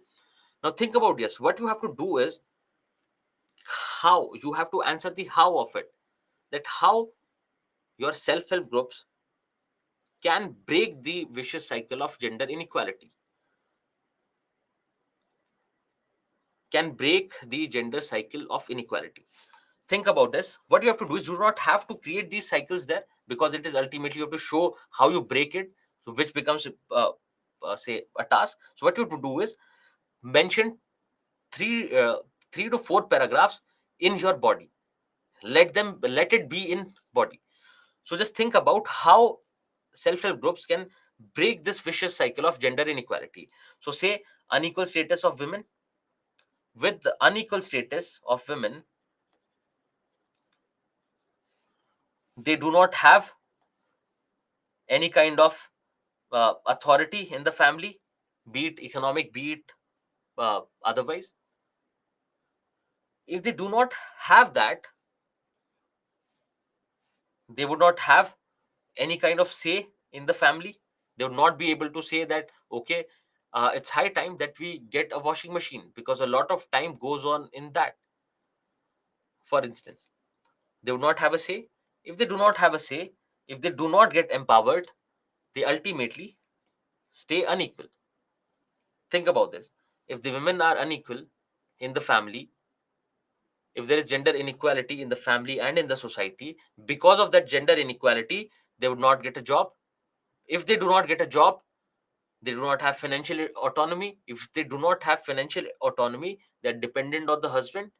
If they're dependent on the husband, ultimately, there is gender inequality. This is the vicious cycle. So, what if we say, yes, there is gender inequality, but we provide them microfinance, but we provide them credit to start something on their own. And if they start something on their own, they can earn from that. If they earn from that, they have better social and hence they have better economic and hence social status in the society. And ultimately, you see that gender inequality chain has been broken. Similarly, it can be done with malnutrition. Yes, gender inequality can also be taken up with poverty and malnutrition, but that will become complicated. So let's try to have 3 paragraphs dedicated to each. So with financing, the SHGs get strengthened, women get better position, bring awareness to about nutrition, education, etc. That can also impact other women in the society. So gender inequality in the society is addressed. Right, perfect. Similarly, you can think of how the issue of poverty can be addressed and how the issue of malnutrition can be addressed. So this is your body part where you say, yes, it can be. Now, what you have to do is, so one idea is done. One idea is done that with the microfinancing of these women self-help groups, these targets can be achieved. Now, also, what you have to do is, in the conclusion, you can say that, and you have to write examples for that. Now, you'll find it hard. Generally, you'll find it hard. Where do you get examples from? Because they are not mentioned in the books. Where do you get these examples from? Now, you find that these examples are there in your various news articles and various government publications, and you can simply use those examples. And these questions generally come from here, because if there is something related to performance of an SHG in the news, they would not directly ask a question about what did that particular SHG do. For instance, they would not ask that direct question. They would ask a question on the conceptual understanding of the topic, and they would expect you to integrate that example. So even if they would not have written this example, The direct indication was the articles that were in the news, the self-help groups that were in the news. So even though they might not mention it directly in the newspaper, but the expectation is that you will write those examples, because ultimately those questions, the entire question has been created from there. So you have to remember this. So okay, coming back to it, your body can be written in form of 3 paragraphs with examples. Now what you have to do is, when you come to conclusion, we see that it becomes a problem as well. They cannot always, they cannot always break these chains. They cannot always deal with these issues with the creation of with microfinancing self-help groups. And your conclusion part can address the problem and the solution to the same. Your conclusion part can address the problem and the solution to the same, wherein in the conclusion you can say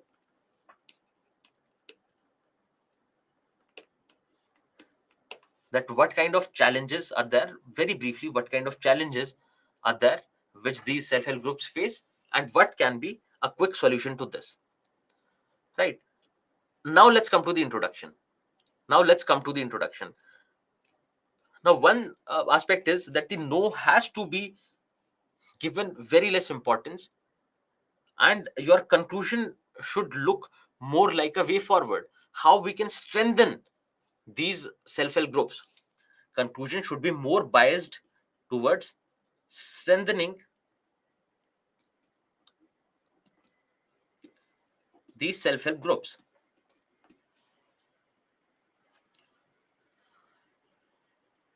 Yes, you can mention the no part, but very briefly in a line. That's it. Because you have a 250 words answer, you have enough scope. Because the body part will take around 180 200 words, and you have sufficient say space in the conclusion. So the conclusion should be biased more towards how you can strengthen the SHGs so that they can actually achieve these targets, right? So which will come in the form of solutions or way forward to this, to SHGs that we have discussed previously. I hope the idea is clear. I hope the idea of conclusion is clear, because it's not considered very well to end on a negative note, but we do have to give them a glimpse that it is not necessary that these targets can be achieved with self-help groups. So perfect. This part is done. Now come to the introduction. Think about introduction. What can be the various introduction? Now, one introduction you can think of is example, but the examples are already going to be included there in the body part. Examples are already going to be included in the body part. So what can be other example? Yes, so quickly you can not negative consequences, you can uh, talk about how SHGs fail at times. What are the challenges to SHGs? You can just mention them briefly, and then dedicate most of the and have a bias towards the strengthening part of the SHGs. So one can be other benefits of SHGs apart from these. Great, okay.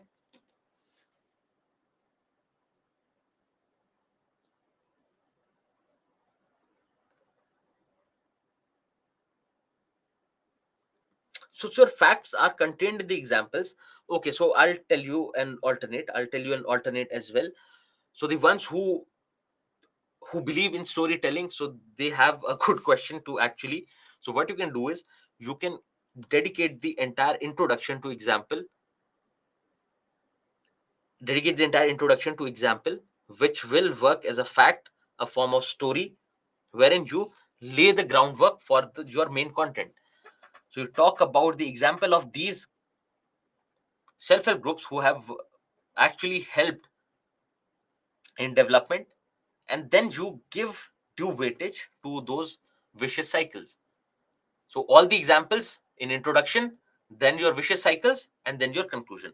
That can be one way. I hope that is understood.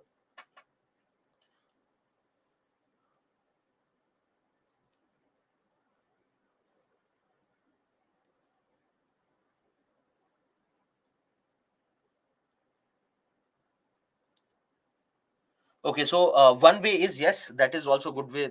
So you're saying that we can start with how gender inequality, poverty, and malnutrition are linked and form a part of this vicious cycle. Great. This is a good suggestion, that you interlink these three aspects that have been mentioned here. Interlinking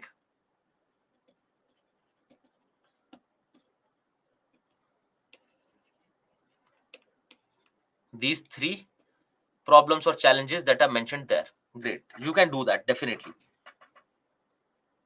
So that it gives the evaluator an idea that you know that these are dependent on each other, because your malnutrition will become a problem with gender inequality, for instance. Yes. Okay, let's look at other suggestions. No, let's not write about benefits of women empowerment, because that is not a part of the question. That has not been demanded in the question. So let's not talk about the benefits of women empowerment.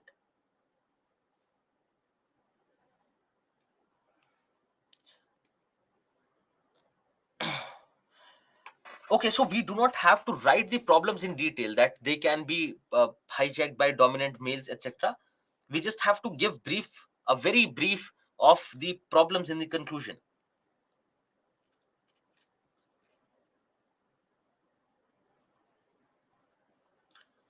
Okay, so let's stay away from benefits of women empowerment. Let's stay away from writing the problem in the right at the beginning. The introduction should not start with the problem, because yes, it can start with the problem, but the nature of the question has to be so. So yes, features, yes, you, as you have already suggested, that you can briefly write the various features, but we already have a lot of content in this question. If you write the features or the definition or the benefits of women empowerment, etc., and uh, that would not be helpful, because that ways we are eating on our own word limit and not delivering say concrete content. So these two, or to these two introductions, or the other way of writing, can be the best way. So one way is you write the examples in the introduction, that how these have achieved this, then you go on talking about these vicious cycles in the body part, and you conclude with a push towards how you can strengthen the self-help this self-help group movement. One. Second is, you can write about, apart from these benefits, you can write about other benefits of your, these are not benefits, but yes, they're talking about how we can deal with these issues. So you can talk about how, what can be the other benefits of self-help groups in the introduction, and then you proceed on with your vicious cycle and examples, and ultimately the conclusion.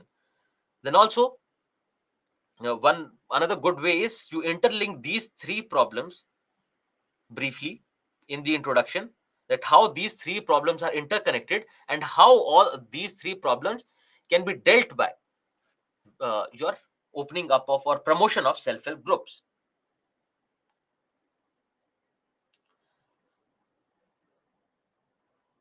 So I hope you got the crux of this question, you understood the structure of this question. So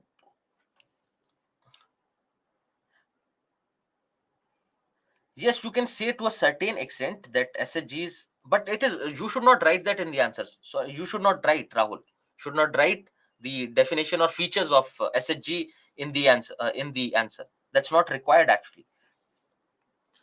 Although SHGs can contribute in breaking the vicious cycle, but other organizations like your microfinance institutions can also play the role.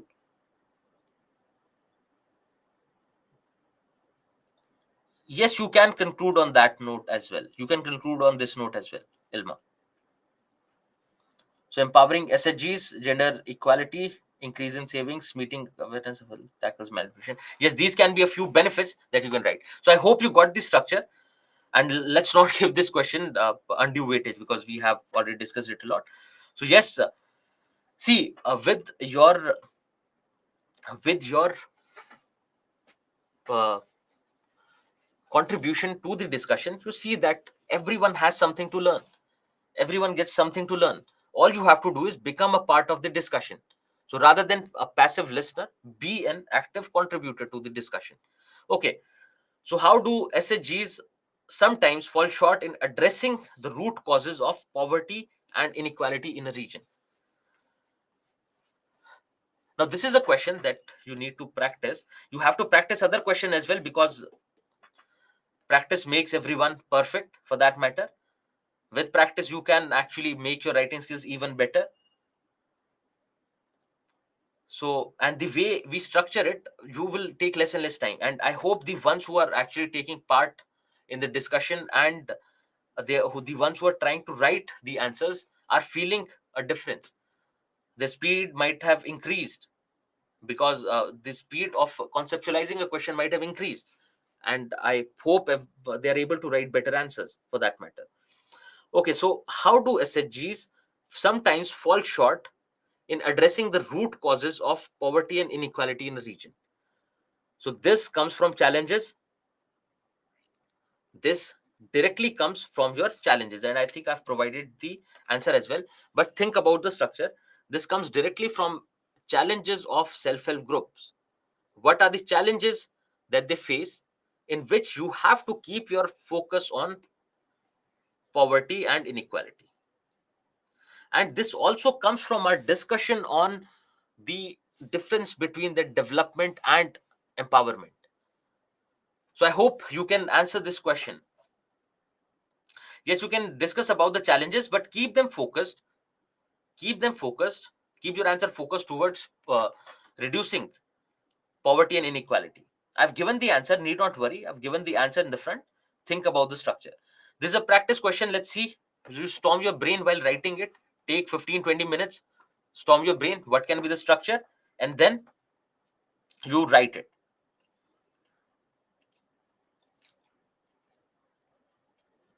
Okay, so there's a question.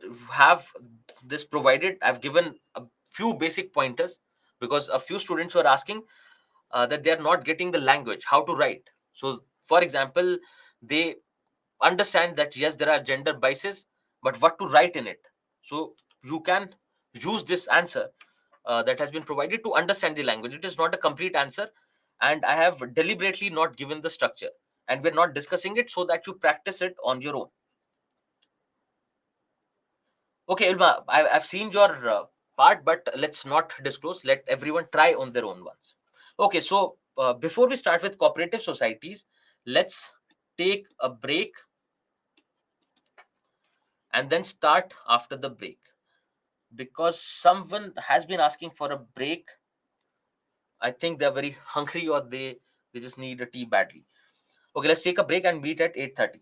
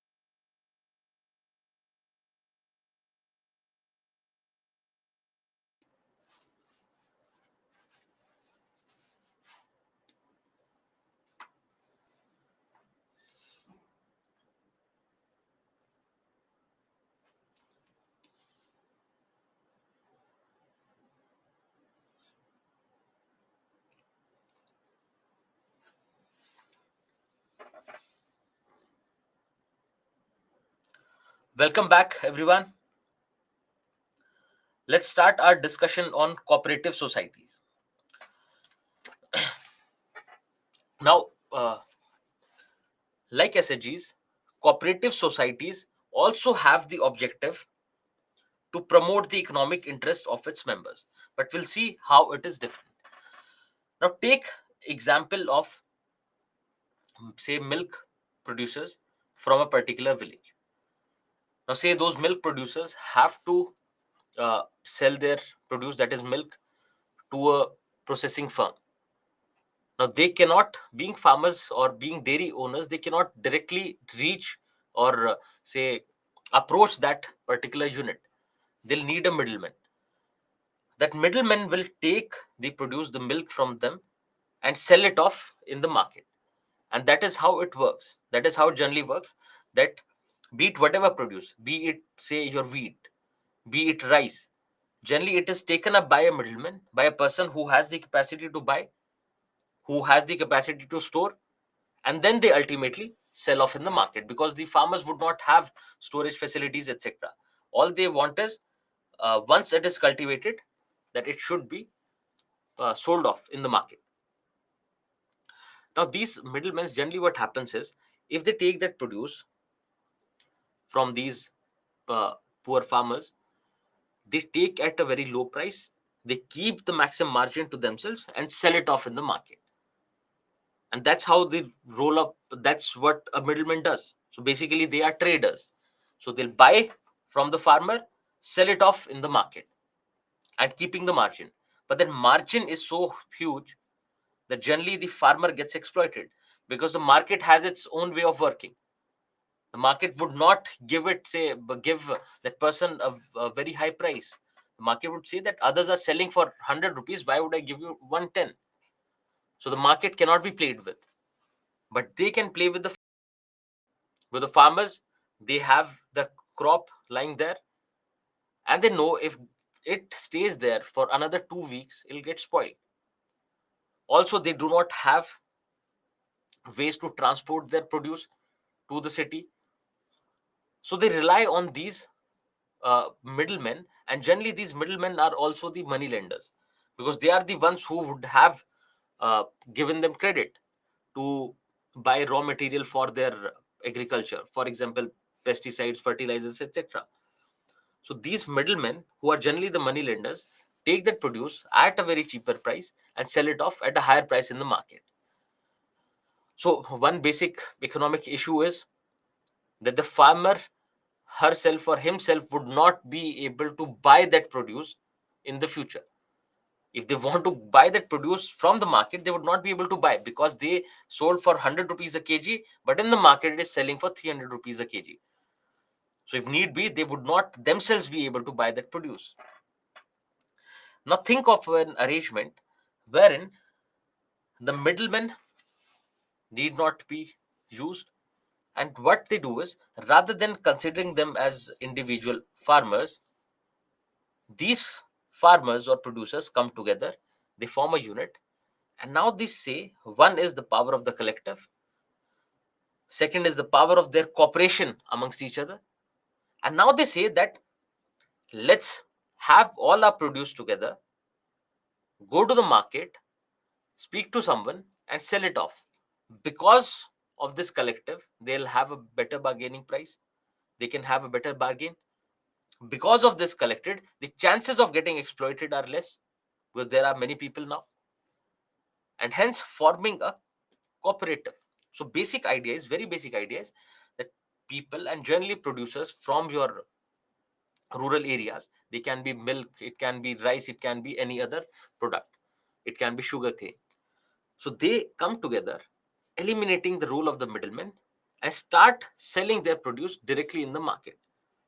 This is what the idea of cooperative is. Now this organization is voluntary, that everyone of their own free will are joining this organization.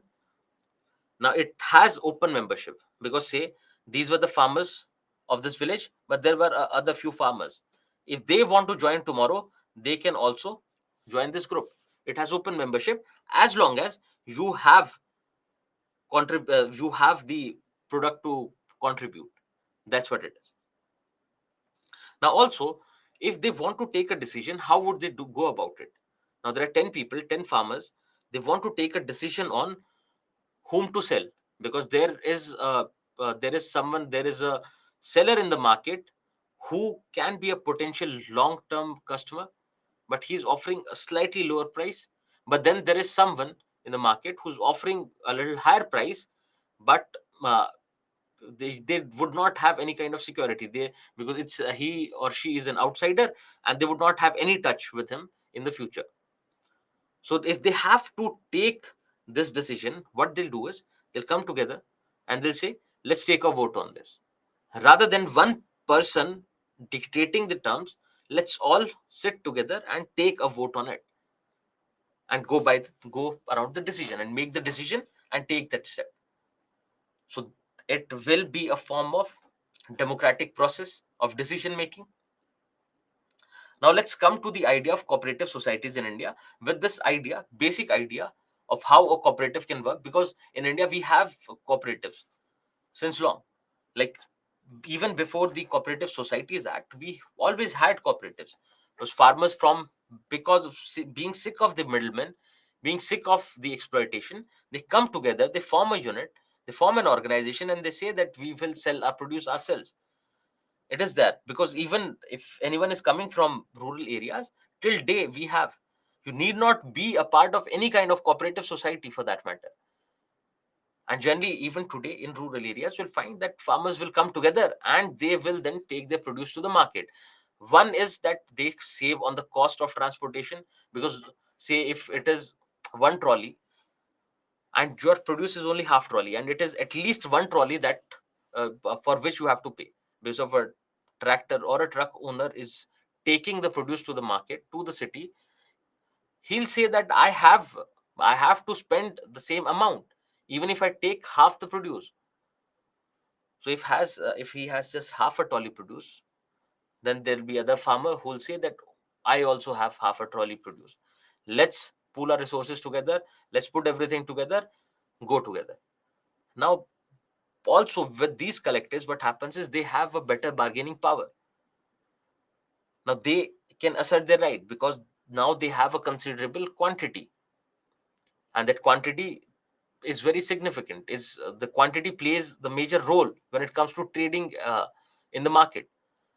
So if they have the quantity, if they have that strong group, they can easily negotiate their terms. So these have been there, are still there. But in India, when we see, the idea of cooperative societies is generally related to your state cooperative societies. And I think that is what someone had asked a question about. Now, let's look at a few features of these cooperatives. Now, these cooperatives have the objective of promoting the economic interest of its members, that promoting the economic interest of the members. But again, the idea is that it is the public service, it is the greater good, common good in general, which they are following. Economic interests does not mean in any way gaining maximum profit, because if it comes to a conflict between benefit of the members or profit making, they'll always go with benefiting the members. So it is primarily to take care of the economic interests of its members, but it is again non-profit. It is not for profit. I've not mentioned here, but again, it's obviously your civil society, so it's not for profit. So it is a form of business organization because they are either getting into marketing, trade, manufacture. Take various examples to make the idea clear. Take example of Amul. I hope most of you would have heard of Amul. So it is also a cooperative society, but what they do is they have their own produce, they process it themselves, and they market it themselves. So they do everything all by themselves. Then there are others as well. For example, NAFID. What they do is they take the produce. They're all farmers. They have taken their produce. They keep their produce. Rather than processing it, they sell it off directly in the market. They market it. Basically, they are marketing agencies. Yes, so Satyam, I'll clear your idea. I'll clear your idea about profit non-profit again. So this is a form of business organization which is a voluntary because people are coming together on their own, and a democratic enterprise. Democratic in the sense whatever kind of decisions have to be made will be taken up democratically. Also, it is based on equity and equality. Every member of a cooperative is equal. Every member of the cooperative is equal. They have the equal voting right, and also their share out of the business is dependent directly on their contribution. So if you contribute X produce, you'll get Y out of it. If you contribute 2X produce, you get 2Y out of it. As simple as that. So it is on the basis of democratic norms and equality, and also to say that it is based on equity because everyone gets their share according to their contribution. Now, this motto is to serve rather than to earn. So yes, a cooperative society will earn profit. For example, Amul earns profit, but it is a cooperative society. The agenda is not to earn. The motto is not to earn, but to serve the members of that cooperative. So it can be understood in the way that when we say profit, generally, I had given this clarity. So it comes down to using that profit, whatever profit you have made in that business, converting it into your personal single ownership. Now, this is jointly owned organization. It is not like a company where you have, say, two, three owners or one owner, and then everyone else is an employee. It's not like that. Everyone is an equal shareholder in this cooperative, and everyone gets an equal share out of the profit. And that profit ultimately is transferred into the organization. It goes into the capital formation. Yes, same. Yes, not for profit is basically same as this. So I thought I've not mentioned all for one and one for all. Now we are saying that there are all members, they're equal, they have equal voting rights, they're treated equal. And also, when we say that the motto is to serve the members are important rather than making profit. You say that if there is any kind of issue, everyone will stand up for that member, and every member will stand up for the collective. That is what the idea is, because the idea is based on cooperation. The core word in cooperatives is cooperation, and this principle of cooperation, and this principle of cooperation has been highlighted by your policy, but it is very old. But let's wait. We'll come to that. So this is the principle of cooperation on which it works. Now the formation is easy. You just have to come together and register under this Cooperative Societies Act. The membership is open in the sense anyone can join the cooperative as long as they have something to contribute. Then they also get state assistance at times. They can also take assistance from the state for that matter. And this is something that I think this is something that everyone will relate, because the cooperative societies that we find in our region are generally the cooperative societies where you find a lot of state interference. The state will appoint their members, the state will appoint their bureaucrats who stay there as managers, and there's a lot of corruption. They are very inefficient, etc. So this is what generally the idea is, that we relate to cooperative societies, but it is much more than that.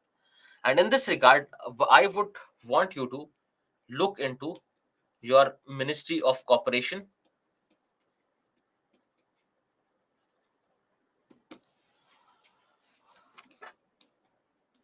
It was formed in 2021, primarily tasked to revive this culture of cooperative societies, promote this movement of cooperative societies, because cooperative societies, I'm repeating again, need not only be understood as the ones who are registered under the State Cooperatives Act. These cooperative societies can be any group of people, right? So we have to support this, and we'll come to this dimension. But you do remember to look into this, just go through the brief of it. that what was the idea behind starting this Ministry of Cooperation. So these are a few features of your cooperative societies, and here you have a few examples. Now with examples you can see that there can be cooperatives who are involved in marketing, NAFIT, that everyone would have heard of. Then also you'll find that uh, your Amul, which is basically which does everything on its own: produce, process, and market. Then also you have consumer cooperatives as well, wherein the consumers to come together, wherein the consumers come together to safeguard their interest. Because see, the uh, you find that inflation has become a problem in the recent years, and it has always been a problem for that matter, but in the recent years it has become a problem. And what people do is, what consumers do is, they come together, they pool their financial resources, they stock up beforehand. They'll buy a lot of stock when it is not very expensive, and ultimately on the basis of the price on which they have purchased plus the administrative cost, they'll keep selling it to the members. So yes, you can become a member, you contribute to it, you become a member, there'll be a contribution fee, as simple as that. So that is what the idea of consumer cooperatives is. Now you're talking about amendment. Yes, so it is still in the draft stage. Your Cooperative Societies Act, it is still in the draft stage, and we have to wait. Let's see if it gets passed this time. And you just go through the provision. They are talking about various provisions. I would suggest you to go through it once, but ultimately you'll find it in the news this year. And for this year, you'll find cooperatives to be important for the examination, because a lot of questions have already been asked on SHGs and self-help group, on NGOs and SHGs. Now I think is the time for cooperatives, because you have this Ministry of Cooperation last year. Then they are amending the Cooperatives Act. So be prepared to find a question on cooperatives this year or next year. So these are a few examples of cooperatives. Now, just to clear your idea, what is the difference between cooperatives and companies? Now, if you look at the objective of a cooperative, we said that it is about the welfare of the members. The objective of the cooperatives is welfare of the members, service to the members, providing service to the members. If you look at a company, the basic idea is, the basic objective is to provide profit, generate profit for the owners. Because think about it, if you are working for a company, now the company is obviously, yes, it does not necessarily mean that it will be efficient or inefficient. We'll come to that efficiency part, but think about it. If the company is working, ultimately it is to generate profit for the owner. It is not for the sake of employees, for that matter. His employees are there, their interests are being taken care of, but ultimately the objective is, the central part is taking care of the profit, extracting maximum profit for the owner.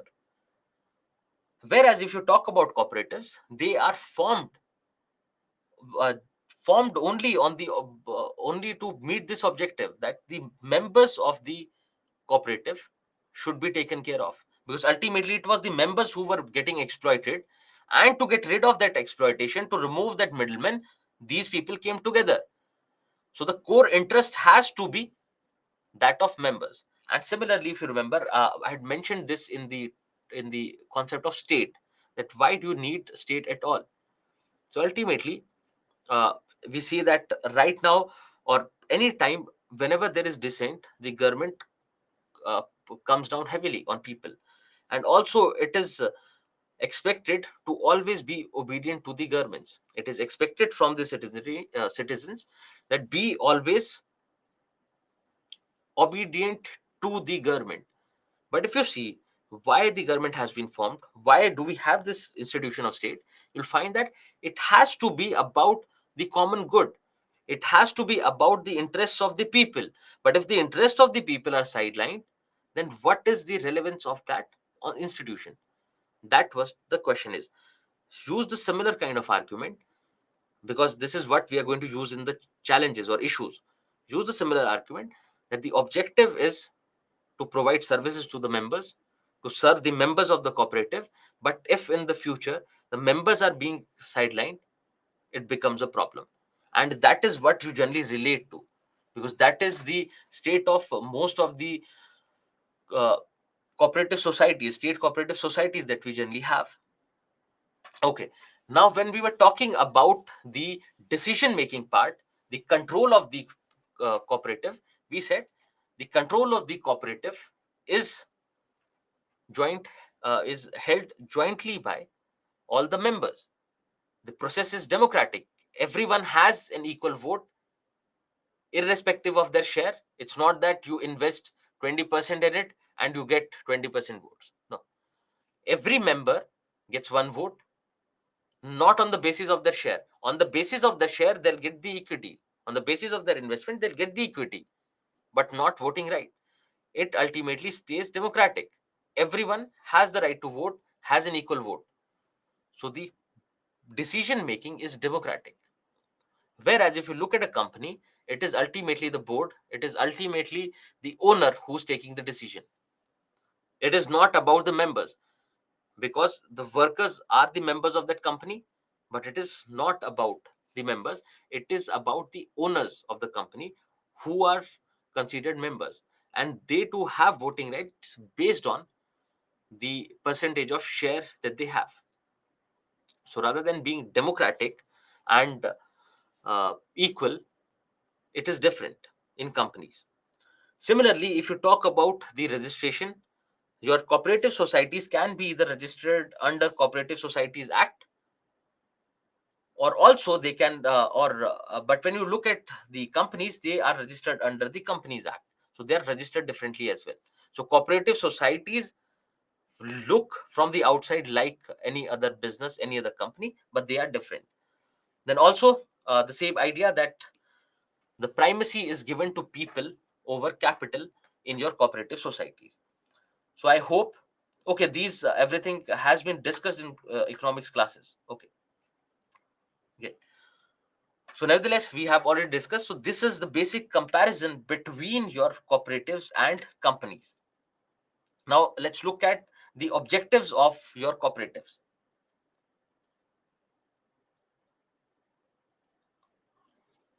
Yes, the accounting is also different, but let's not get into the economic dimension here. Yes. What are the objectives? The first primary objective is welfare of the people, welfare of the members, removing or eliminating the intermediaries, the middlemen who were exploitative. Then you have to think about the raising the not just the economic but the moral standards of the weaker sections as well, because when they are exploited, when they do not have money, when they're poor, when they feel weak, they're morally also not sound. So you have to empower these members, you have to empower these weaker sections through cooperative societies. And also you see that the evils of capitalism can be understood in terms of maximum orientation towards profit making. Now in this, every company is in a race to generate maximum profit, but if they go behind generating the maximum profit, what happens is the entire chain gets exploited. Your workers, your the ones who are providing the raw material, everyone apart from the organization and the owners of it get exploited. This is the evil of capitalism, to maximize profit. To counter that, cooperatives, what they do is, rather than focusing on profit, they focus on welfare of everyone. So anyone who is involved in any process through the cooperative society has to be compensated fairly, has to be treated equally, because in companies you are not treated equal. You are treated on a say, unless until you are the owner of a company. So the owner of the company is here, and then others are treated uh, as subordinates. But here, the principle of equality lies. And with this principle of equality and not keeping profit in mind, you find that ultimately it is a very equitable and just distribution of resources, and ultimately which leads to abolition of social inequalities. Because of capitalism, because of market oriented approach, you find that it has created a lot of inequalities, it has created a lot of gap. But if we say that in a cooperative everyone has equal rights, it is democratic, everyone will stay, so inequality would not be much. Yes, on the basis of your share, on the basis of your contribution, there will be differences in your socioeconomic status, but the inequality is not going to be much for that matter. So these can be a few objectives of your cooperative societies. With that, you can see that it is just a mere expansion of the objectives that we have mentioned previously. Now let's come to this. Now think about the features. Think about the features and think about challenges. Before coming to challenges, think about the features once. So we are saying that the decision making, for instance, is democratic. The decision making is democratic. Now, one problem is with democratic decision making is that you see that all these members, all these members of the cooperative societies are not that well versed with business. They do not know the basics of business, right? And if we go for a democratic decision making for that matter, it becomes a problem because they do not know the basic business sense, and there'll be more and more conflicts. People will have conflicts among each other. They would not be able to resolve them. And ultimately, in business, if you're not making, and not just business but administration as well, if you're not taking a quick decision, if the decision making process itself has constraints, then the decision that comes out is either incorrect, is either inefficient, or it is delayed, and both are problematic when it comes to business. So what we have to do is, I was just giving you a glimpse of one of the feature.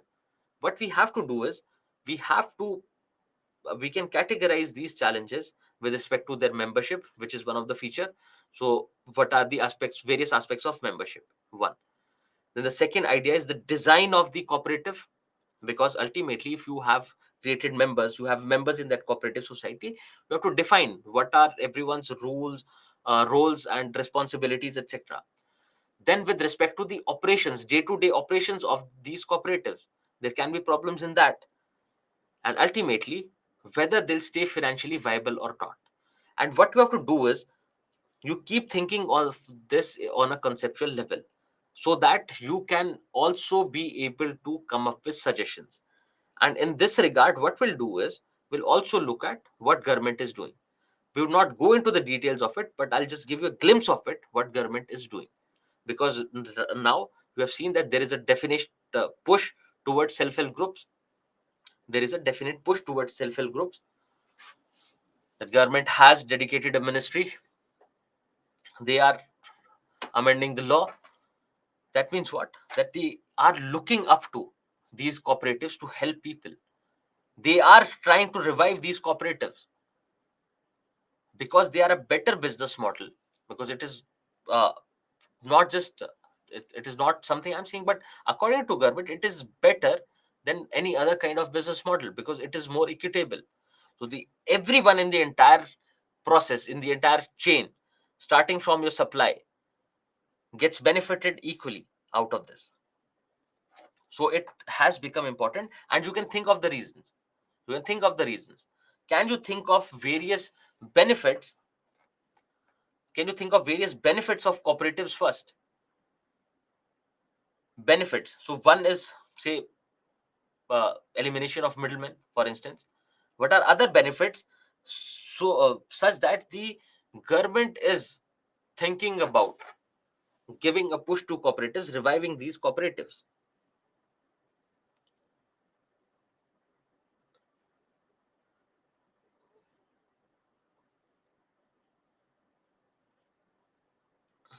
The idea of equality, the idea of rather equal distribution, equitable distribution of resources.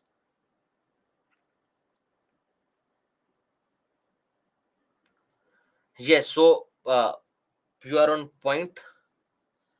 Vulnerable sections are taken into consideration, because ultimately, see, your the other things that you're typing, you're saying employment generation, etc.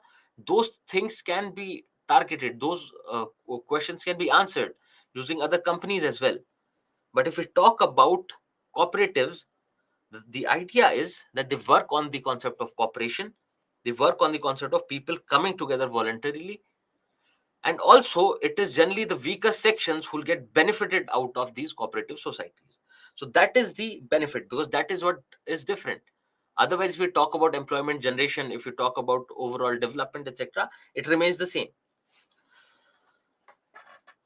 Removing people from the vicious cycle of debt removal. And also, don't you think that it is a push towards reviving our agriculture? Because you find most of the cooperative societies will be formed by, and that's what is desirable, will be formed by your people involved in agriculture. And we have seen the state of agriculture in our country, because just think about something. We don't know how it is going to pan out, we don't know the intent of the government. But yes, thinking about this, you can think that today, if we make farmers cooperate with each other, collaborate with each other to market their produce, tomorrow we can incentivize them, motivate them to grow together, to deal with the problem of land fragmentation. Because with land fragmentation, what happens is that the productivity goes down. You'll need more resources and less will come out. But if you make different people collaborate, and their smaller lands come together, their smaller lands come together, and if they start cultivating this entire land and not their fragments, wouldn't it be better? Because you can get maximum productivity out of it. So yes, it can be an attempt, it can be considered as an attempt to revive our agriculture. So let's look at various challenges, and in each of the aspect, let's look at various challenges. Let's briefly get the idea from here, and then we'll move ahead. When we talk about membership, when we talk about membership, you see that the membership is open, the membership is voluntary, it is democratic. Then the roles and responsibility of the members should be defined,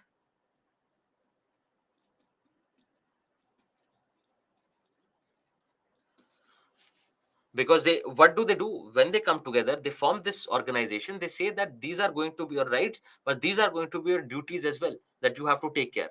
To stay a member, you have to fulfill those responsibilities. Then with membership, just think about, can every member contribute equally? Would every member want to contribute equally? And the answer is no. You'll find both kinds of members. There'll be members who are active, who are contributing actively, but then there'll be members who might be inactive or passive. They are members on the paper, but they are not actually contributing in any way. What other problems can be there with respect to membership? Now, because of this membership, if you remember joint family and the general argument that goes against communism, if you think about joint family, you find that the economic security of the collective can actually lead to complacency of the individual.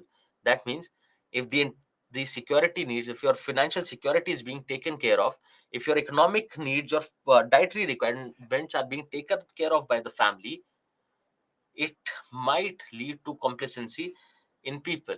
And you find that in joint families, there'll be someone or the other who does not believe in working, who would not contribute to anything, neither household work nor any kind of remunerative work. Why? Because of this collective security. So yes, which is good, which helps in a way, but yes, can also lead to complacency.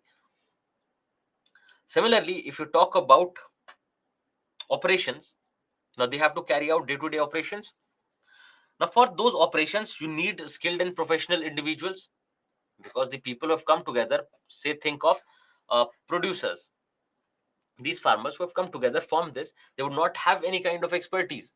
They would not have any kind of skills, and also they would not even have say they would not even have the paying capacity to pay any good professional. So why would a professional come and join them? So that can become a problem. Then similarly, we say, if everyone is not working properly, if you do not expect efficiency from everyone, then the chances are that they would not be very productive, they would not be very efficient. And if you compare a cooperative, say a cooperative model of working to a company model of working, you'll find that cooperatives tend to be less profitable and less efficient, for that matter. Why? Because not everyone is contributing equally. Most of the members over a period of time become passive, and ultimately they do not even have the required expertise, neither in with respect to technical aspects nor with other things, which becomes a problem. And ultimately you'll find the poor state of our cooperatives. Yes, there are few doing wonderfully well, like Amul. They are as efficient as any other company and maybe better. But generally you'll find that because of these issues, the financial viability of a cooperative comes under question. Now, the idea of doing this was so that it is structured in your mind that they can ask a question specifically in relation to membership. Because if you go through the draft that you have to, if you go to the Cooperative Societies Act draft, you'll see that they are changing, they are introducing, say, different way of electing. So there'll be a commission, or not a commission, but yes, there'll be an agency to monitor the elections in these cooperatives, so that it is fair, it is democratic. Because at times what happens is, over the years, when a cooperative is functioning, because at least in the initial years it will contribute to the economic empowerment of everyone who is involved. But over the years you'll find that there'll be a rise of certain kind of leadership inside any organization. And as the organization goes on getting stronger, the leadership also goes on getting stronger. And ultimately, the organization which was supposed to be member centric is not member centric anymore. It is centered around the ones who are leading, it is centered around the board. That becomes a problem. So they can, to avoid those kind of problems, you can think of what can be the solutions, and do go through your Cooperative Societies Act, the amendment that they have proposed, so that you get a fair idea what can be done. Yes, so members are politicized, which causes conflict. Yes, so cooperatives could fund for skilling of needy individuals who can join them as expert. You should reserve it for your way forward. It is a good suggestion that why not skill people, and it is mentioned there on the list. So now let's look at the challenges. Keep this structure in mind so that you know, if a specific question is asked, what to write. You should not end up writing about uh, operations when they ask about membership, for that matter. Yes, there'll be overlaps, but only the overlap has to be addressed in the answer, not the entire other dimension. Now let's look at these challenges.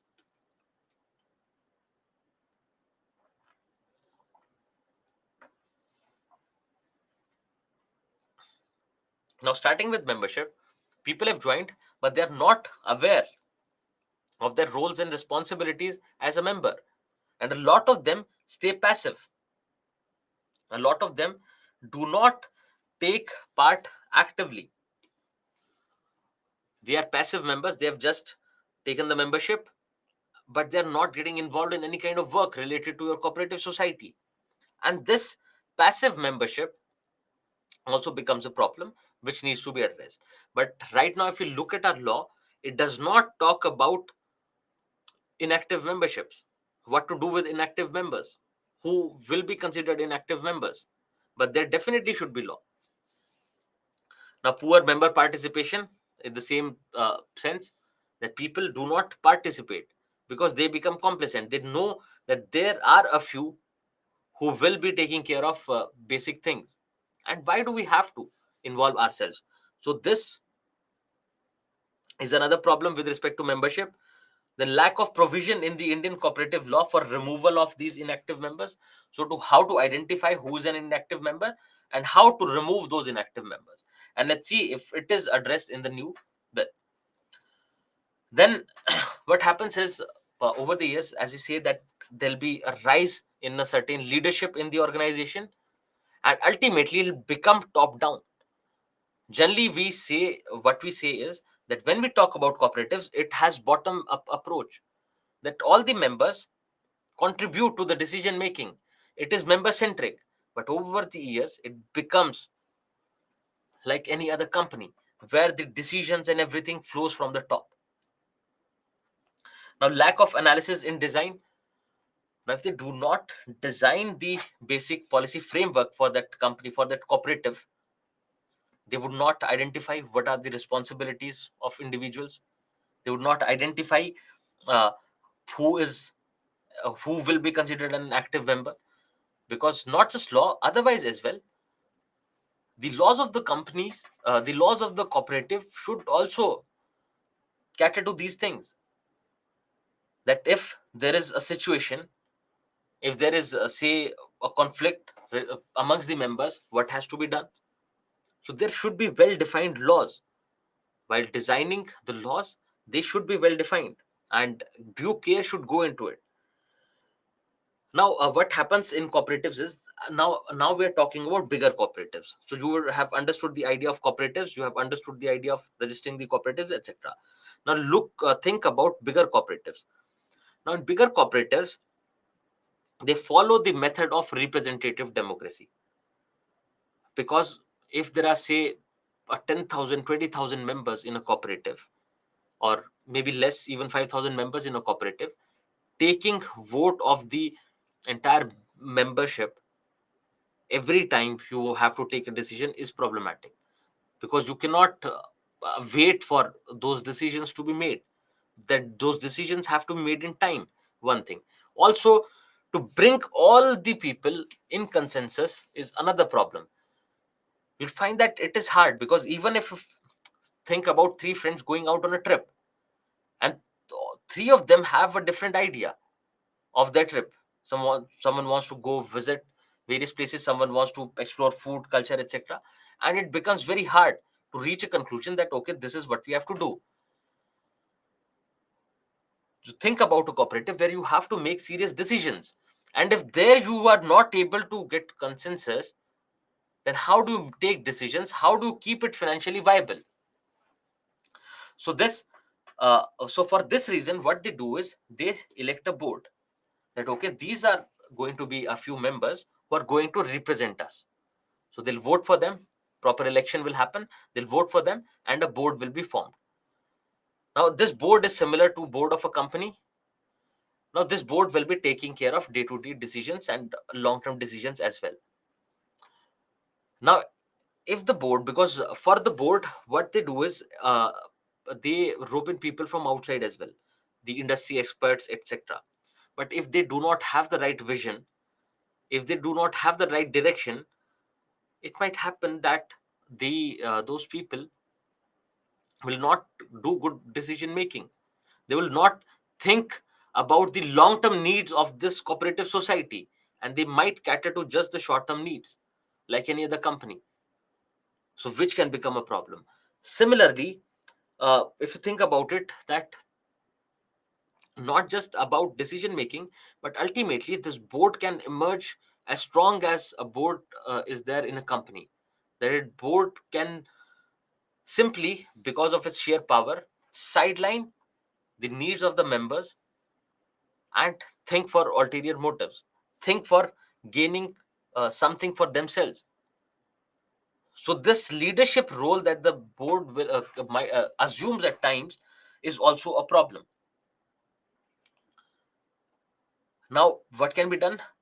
You have the draft, you just read, because I want you to do it, because I could have done it, possibly it would have taken another 15 minutes, but I want you to do it so that you are able to address because that's the kind of questions that you can expect, that you should know the challenges and see how you can find out with the various provisions in the act that these problems are addressed and to what level these problems are addressed, so that you can do that critical analysis on your own.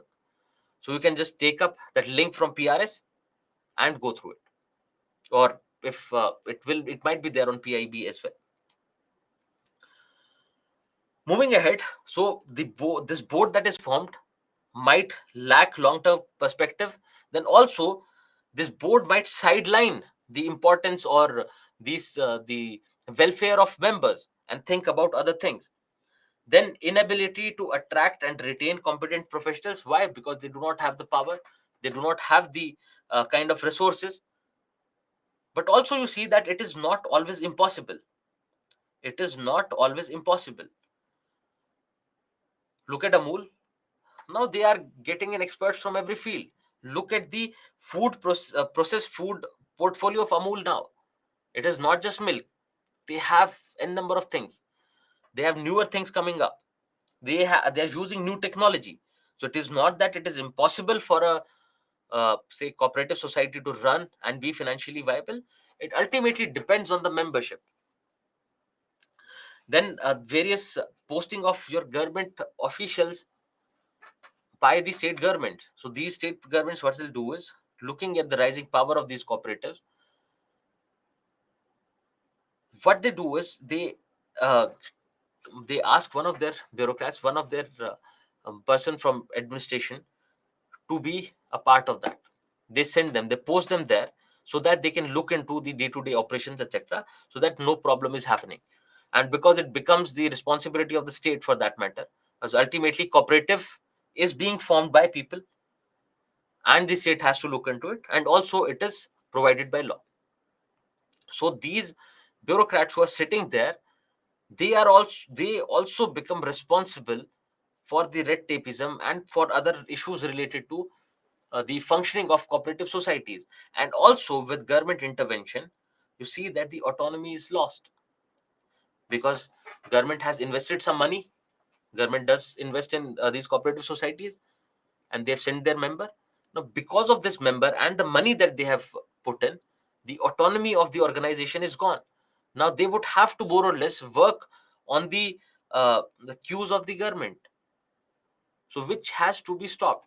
And rather than these big cooperative societies, we need smaller cooperative societies and coordination amongst cooperative societies. Rather than having a huge cooperative society which becomes impossible to run administratively, etc., it's better to have smaller cooperative societies and let these cooperative societies uh, coordinate and cooperate amongst each other. Then also, the members who are there have not invested a lot of capital in the cooperative society, and if they do not have say investment and stakes in the cooperative society, they would they would not feel like working, they would not feel like participating, because they do not have anything to lose. And also another challenge with respect to this investment is, when we look at investment, no matter how much you invest, as a member you get only one vote, right? So everyone gets equal vote for that matter. So it keeps people away from investing in these cooperative societies as well. Now equity contribution from the government impacts the autonomy. So equity contribution by the government, and also government sending in their administrators to for in managerial positions there. Now economic inefficiency, this is something that I'm repeating again and again, that everyone relates to.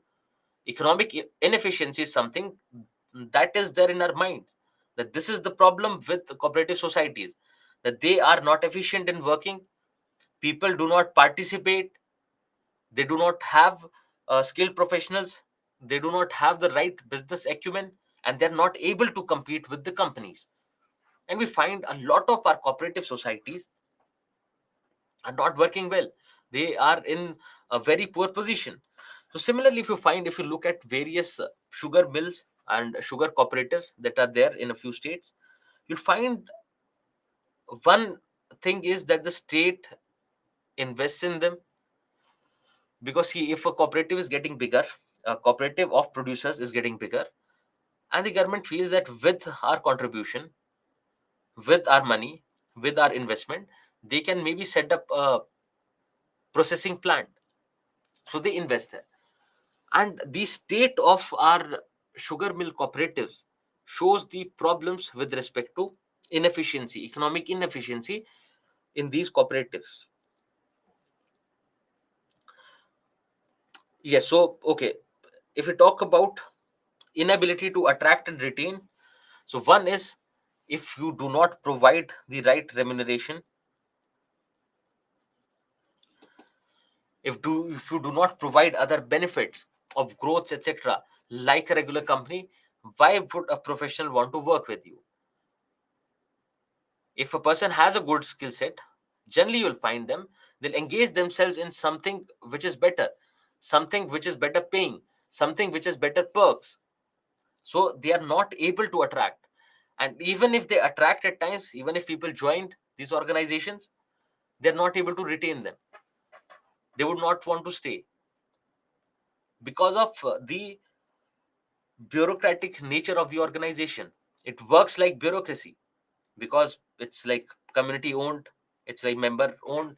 They have a board. Now the board has its own way of working, and it is not that efficient as well. So yes, you can understand these challenges. Now with these challenges, what I expect you to do is, you look into your Ministry of Cooperation. What is the idea behind this? And also look into your Cooperative Societies Draft Bill.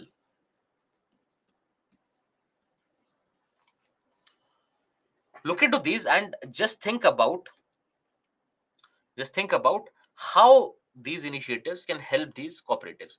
And also I would want you to keep this in mind: when we see a cooperative, it does not necessarily mean those big cooperatives, those multi-state cooperatives. It means anywhere where you have this principle of cooperation that is being followed. So it need not be registered as well, for that matter. So last second line is equity contribution from the government impacts autonomy. So you find at times the government also invests in these cooperatives. If they invest in these cooperatives, if they put money in these cooperatives, so one thing is that now they do not have the autonomy. Now government has also become a part of their decision making. And also you find that because of this, a lot of politicization of cooperative societies happens, that they will start lobbying inside. The government might use this board to influence people, to speak in favor of them, etc. So which can be problems. Now with this, look into this question, bringing back globalization into picture. As we move towards liberalization and globalization, cooperatives will lose their significance. And sorry, I have left the answer here. And we have to critically analyze. We have to critically analyze. The question is, because of globalization,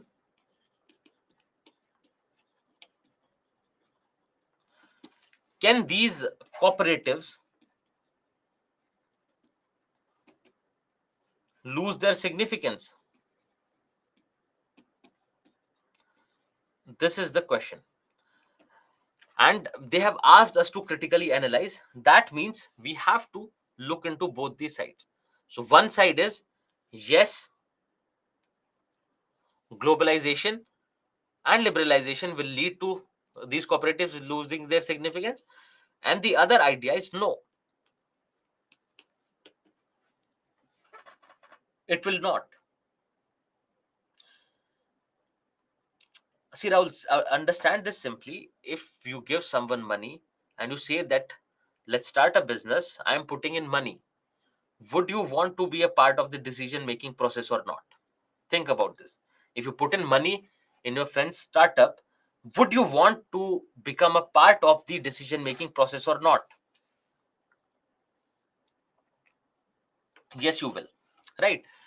So if you want to become a part of the decision making process, then what happens to the autonomy of your friend who has started that business? This is what.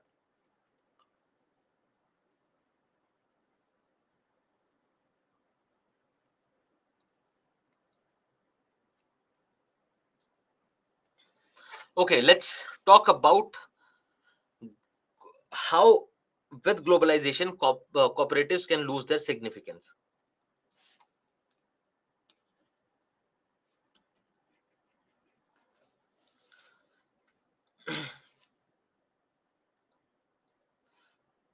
Okay, so one idea is yes, with globalization, cooperatives can lose their significance.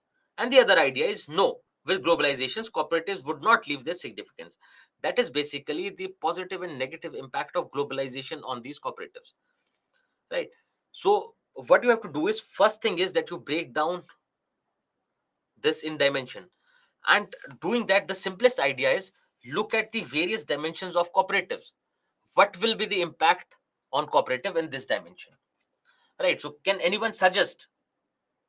Rahul, your question has been answered, so you can maybe refrain from posting it again and again. You can just go through the recording again, and that will make it clearer. So, what can be the dimensions in which we can break these cooperatives to answer this question?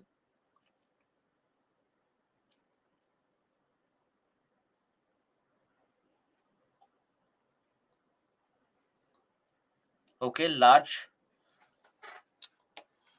Okay, so we're talking about features of globalization, like now you'll have multinational companies, for instance, they'll have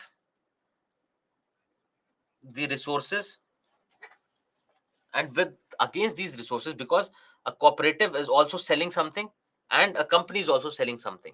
With the resources that these MNCs have, there'll be unfair competition. And more often than not, these cooperatives lose to this unfair competition. Then similarly, they'll have better technology, great. Then these MNCs will also have an impact on the policies of the government. They'll also impact the policies of the government. If you remember, we had talked about this.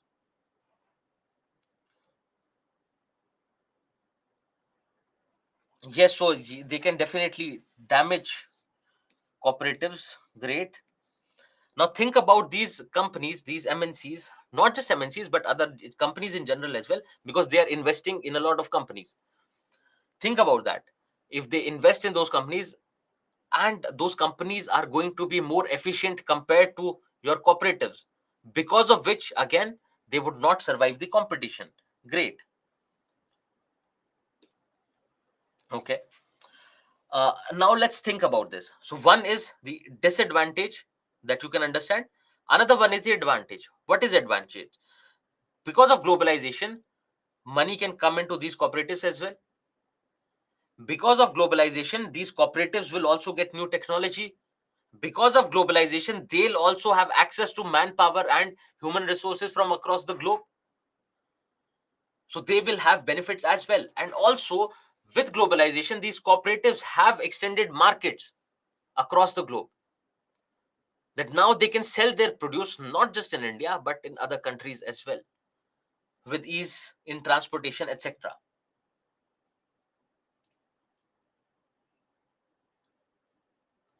Yes, so the pricing of MNCs will impact the product of cooperatives. Yes. Yes, so the global business model is more efficient, is more technical, but the cooperative system is not. Great. So let's go back to the question. Let's look at the structure. These points have been mentioned here. These points have been mentioned here. We might have missed on a couple, but you can look at this. For example, the collaborative advantage.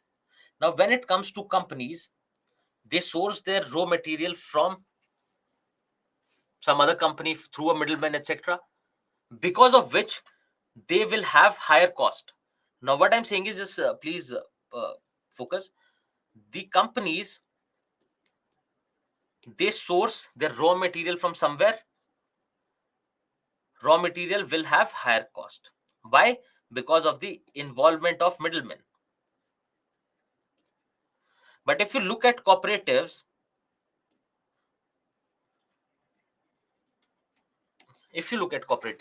you'll find that they are the producers, and these producers will obviously keep the cost low because they're sourcing from themselves. It is coming from the members themselves. So they have this collaborative advantage to keep the price of your product low. And also these members are working there as well. And they can do it for lesser income. They are putting their heart and soul it in it. They are working on the basis of cooperation rather than just merely working somewhere. If you're working for a company, you are not emotionally attached to it. But here, there is a sense of cooperation, there's a sense of community. So you can do this. And also, there is another dimension that you have not covered, is local versus the global focus. There are two things to it. Now, one is because of globalization, the focus has shifted towards the focus because of globalization, the focus might shift towards selling your product globally, making the process more and more efficient, because of which ultimately you might end up going away from your objective. The objective was welfare of the members, but to stay globally competitive, to sell your products globally, you might forget about the needs and demands of your members, which was the basic objective of cooperatives, and you might start working like another company. So this is the idea about global versus the local focus. Now the other side of it, it's mentioned here, need not worry, just understand it. The other side of it is because of globalization, people are losing income. People, the particular the local traders and your producers are facing a lot of problems. Now, because of these negative impacts of globalization, it can bring them together. It can give a renewed push to localization. That because of globalization we are suffering, let's have our local groups, let's open a cooperative and address this issue. So it can also give a local push to the cooperative. So these are a few dimensions, and you can think about it, and I hope you will write it. But let's look at the question. It talks about, as we move towards liberalization and globalization, cooperatives will lose their significance. Critically analyze. So your body will have two parts. One will talk in favor and the other one will talk in against this. If you want to conclude, the simplest conclusion can be the simplest conclusion can be to talk about uh, the significance, to talk about reviving these cooperatives. So one can be to tackle the say negative impacts, or to tackle the problems, challenges with respect to cooperatives. Government has taken this step, right? So you can conclude on a positive note, or maybe you can suggest something from your side. That is done. Come to the introduction part. What can be the introduction? Because both your dimensions will be covered there in the body. What can be other introduction? Think about another introduction.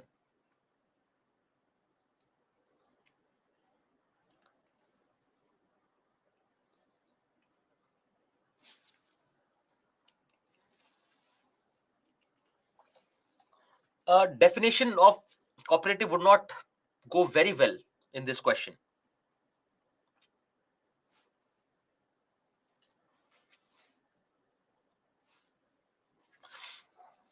One is linkages between liberalization and globalization, which is uh, one good idea, because I'll tell you why. Because when we were talking, we restricted our discussion, and the idea in our mind was globalization. The idea in our mind was globalization, and we sidelined liberalization to that extent. So we can, yes, definitely give the interlinkage between liberalization and globalization, and moving towards the body, we can say that this is how they impact this. Let's look at other suggestions. So yes, we can also also mention a fact about the status of cooperatives.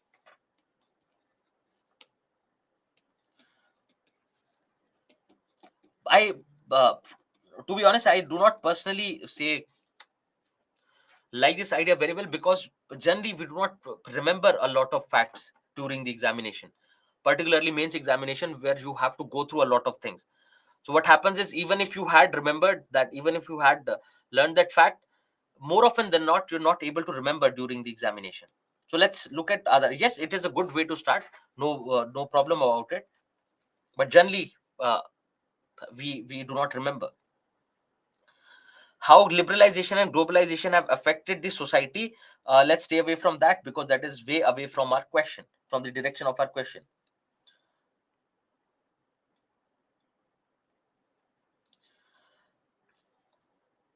Britanji, you're talking about how they are leading to economic integration, but also negative impact. But that is something we are covering here in the body. That is something we are already covering in the body. So let's not repeat it again.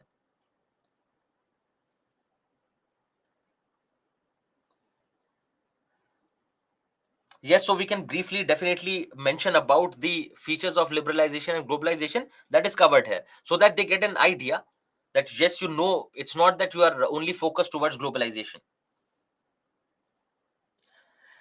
Yes, so you can definitely, yes, now we are getting it. So you can definitely talk about the significance of cooperatives, because if they're losing their significance, why not talk about the significance of cooperatives? And all of a sudden everyone has remembered that. Great.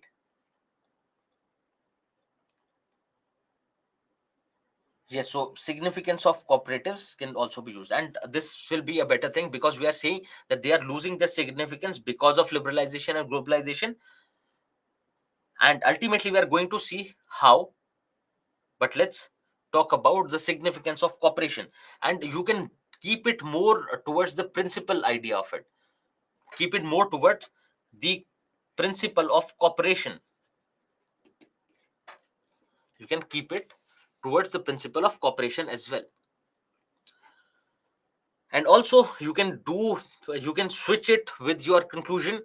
You can maybe just uh, contextualize the question in introduction. What I mean by that is, in introduction you can say that, because of the worrying state of our cooperatives, the government has introduced this, has suggested this, and then you'll come down to this part wherein you talk about the impacts of liberalization and globalization on this. And then in conclusion, you suggest the way forward that can also be done alternatively. uh it's better not to start with LPG reforms, because it is way back. Either we could have started with the cooperative movement, but it's better to stick to maybe these types of introduction.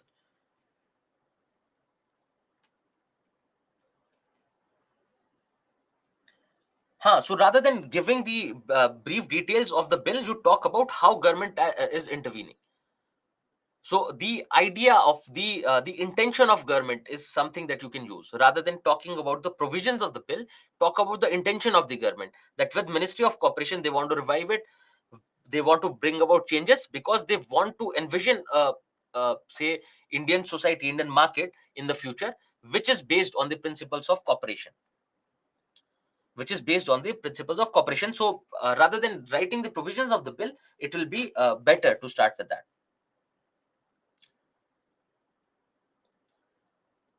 See, yes, Satyam is saying that isn't globalization itself a form of cooperation? Yes, it is, but it is the cooperation is different. That cooperation is mechanical. Here, people are voluntarily coming together. The way I was saying that in a company, it's not that people do not cooperate. We cooperate with each other. So your software developer is cooperating with the marketing team and the product team. But here you see the cooperation is on another level. The cooperation is for the benefit of all. There, the cooperation is mechanical in the sense they want to create a product. Here, they want welfare of all. So that's where the difference is. So yes, you can maybe use these kinds of introduction to this question, and please take your cooperative seriously this time, because the chances are question will be asked on cooperatives, because they have stayed in news for a long time. SHGs have been also in the news, but SHGs, they have asked multiple questions, and the chances are that they will shift towards cooperatives this time.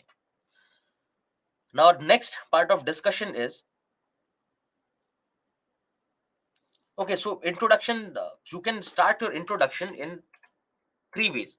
We can talk about the relationship between liberalization, globalization, and that of with cooperatives.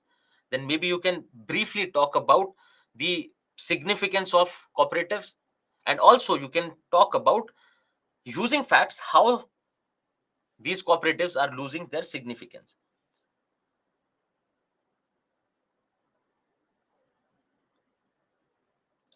Yes, so Manoj, this is what we have already discussed, that this can be our conclusion. So conclusions are generally simple. Compared to introduction, where you have to apply a little logic, conclusions are simpler. You can go about it.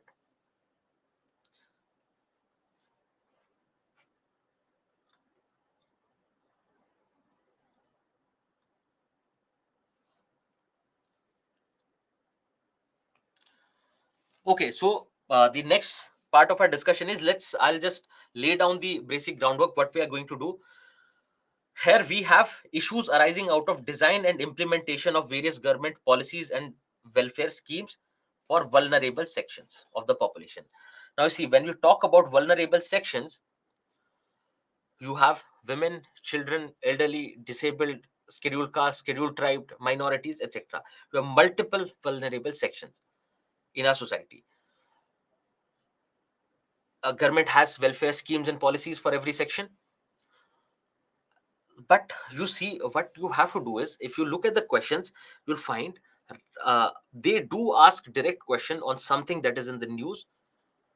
But if they ask a question and you understand the overall framework with which you can analyze a policy, with which you can analyze, say, any kind of scheme or program, that is more than anything that you need.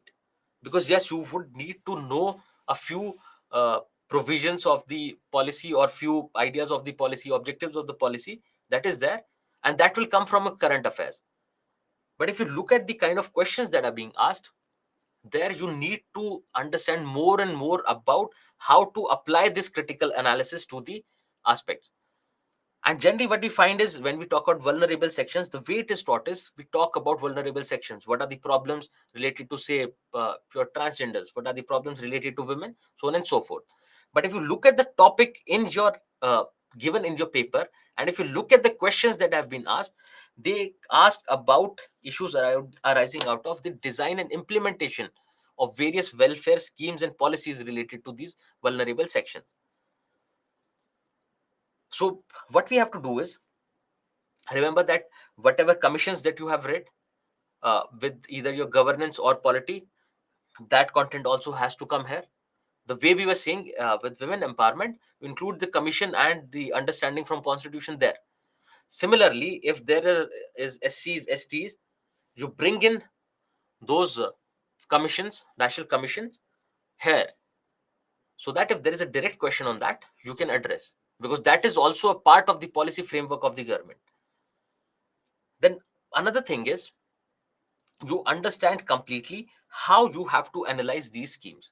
If you understand, because the way, for example, we have been approaching in the past, that if we look at any provisions of the policy, national health policy, national education policy, what we did was we looked at those and we tried to critically analyze those. One is looking at the provisions and analyzing. Another thing is going beyond the provisions and looking at a general framework on the basis of which you can analyze it. There are two different things. They go hand in hand, but there are two different things. So one thing is that we do not have to cover all the vulnerable sections as such here, because everything gets covered in your current affairs. The ones generally, for example, transgenders, they are generally in news and people do not have a lot of understanding about that. We'll take that up. But what we have to understand in this chapter is, because this is going to be our primary discussion tomorrow, that how to analyze these schemes and policies with the basic framework, even though you do not know about the provisions. Because looking at the provisions, you can think about the problem. But if you do not have the provisions in front of you, what can be the general principles which can be applied to this policy analysis? That is what we are going to learn tomorrow, because with with it, this will address all the kinds of questions that can be asked from here. Because they ask, yes, they directly ask, analyze the provisions of national education policy, that they have asked that how national education policy is in direction of sustainable development goal. But they can ask something with respect to implementation. Now you would not have gone through all the data on implementation. Now the government is saying that, okay, we have created so many health and wellness care centers, but more often than not, we do not remember them because it is too factual and we push it aside. Also, there are multiple programs under a policy. So one policy has multiple programs, and you would not know what is happening to the implementation part of each of the program, which is a practical reality. I'm not saying that no one can. Yes, people can, which is a good thing.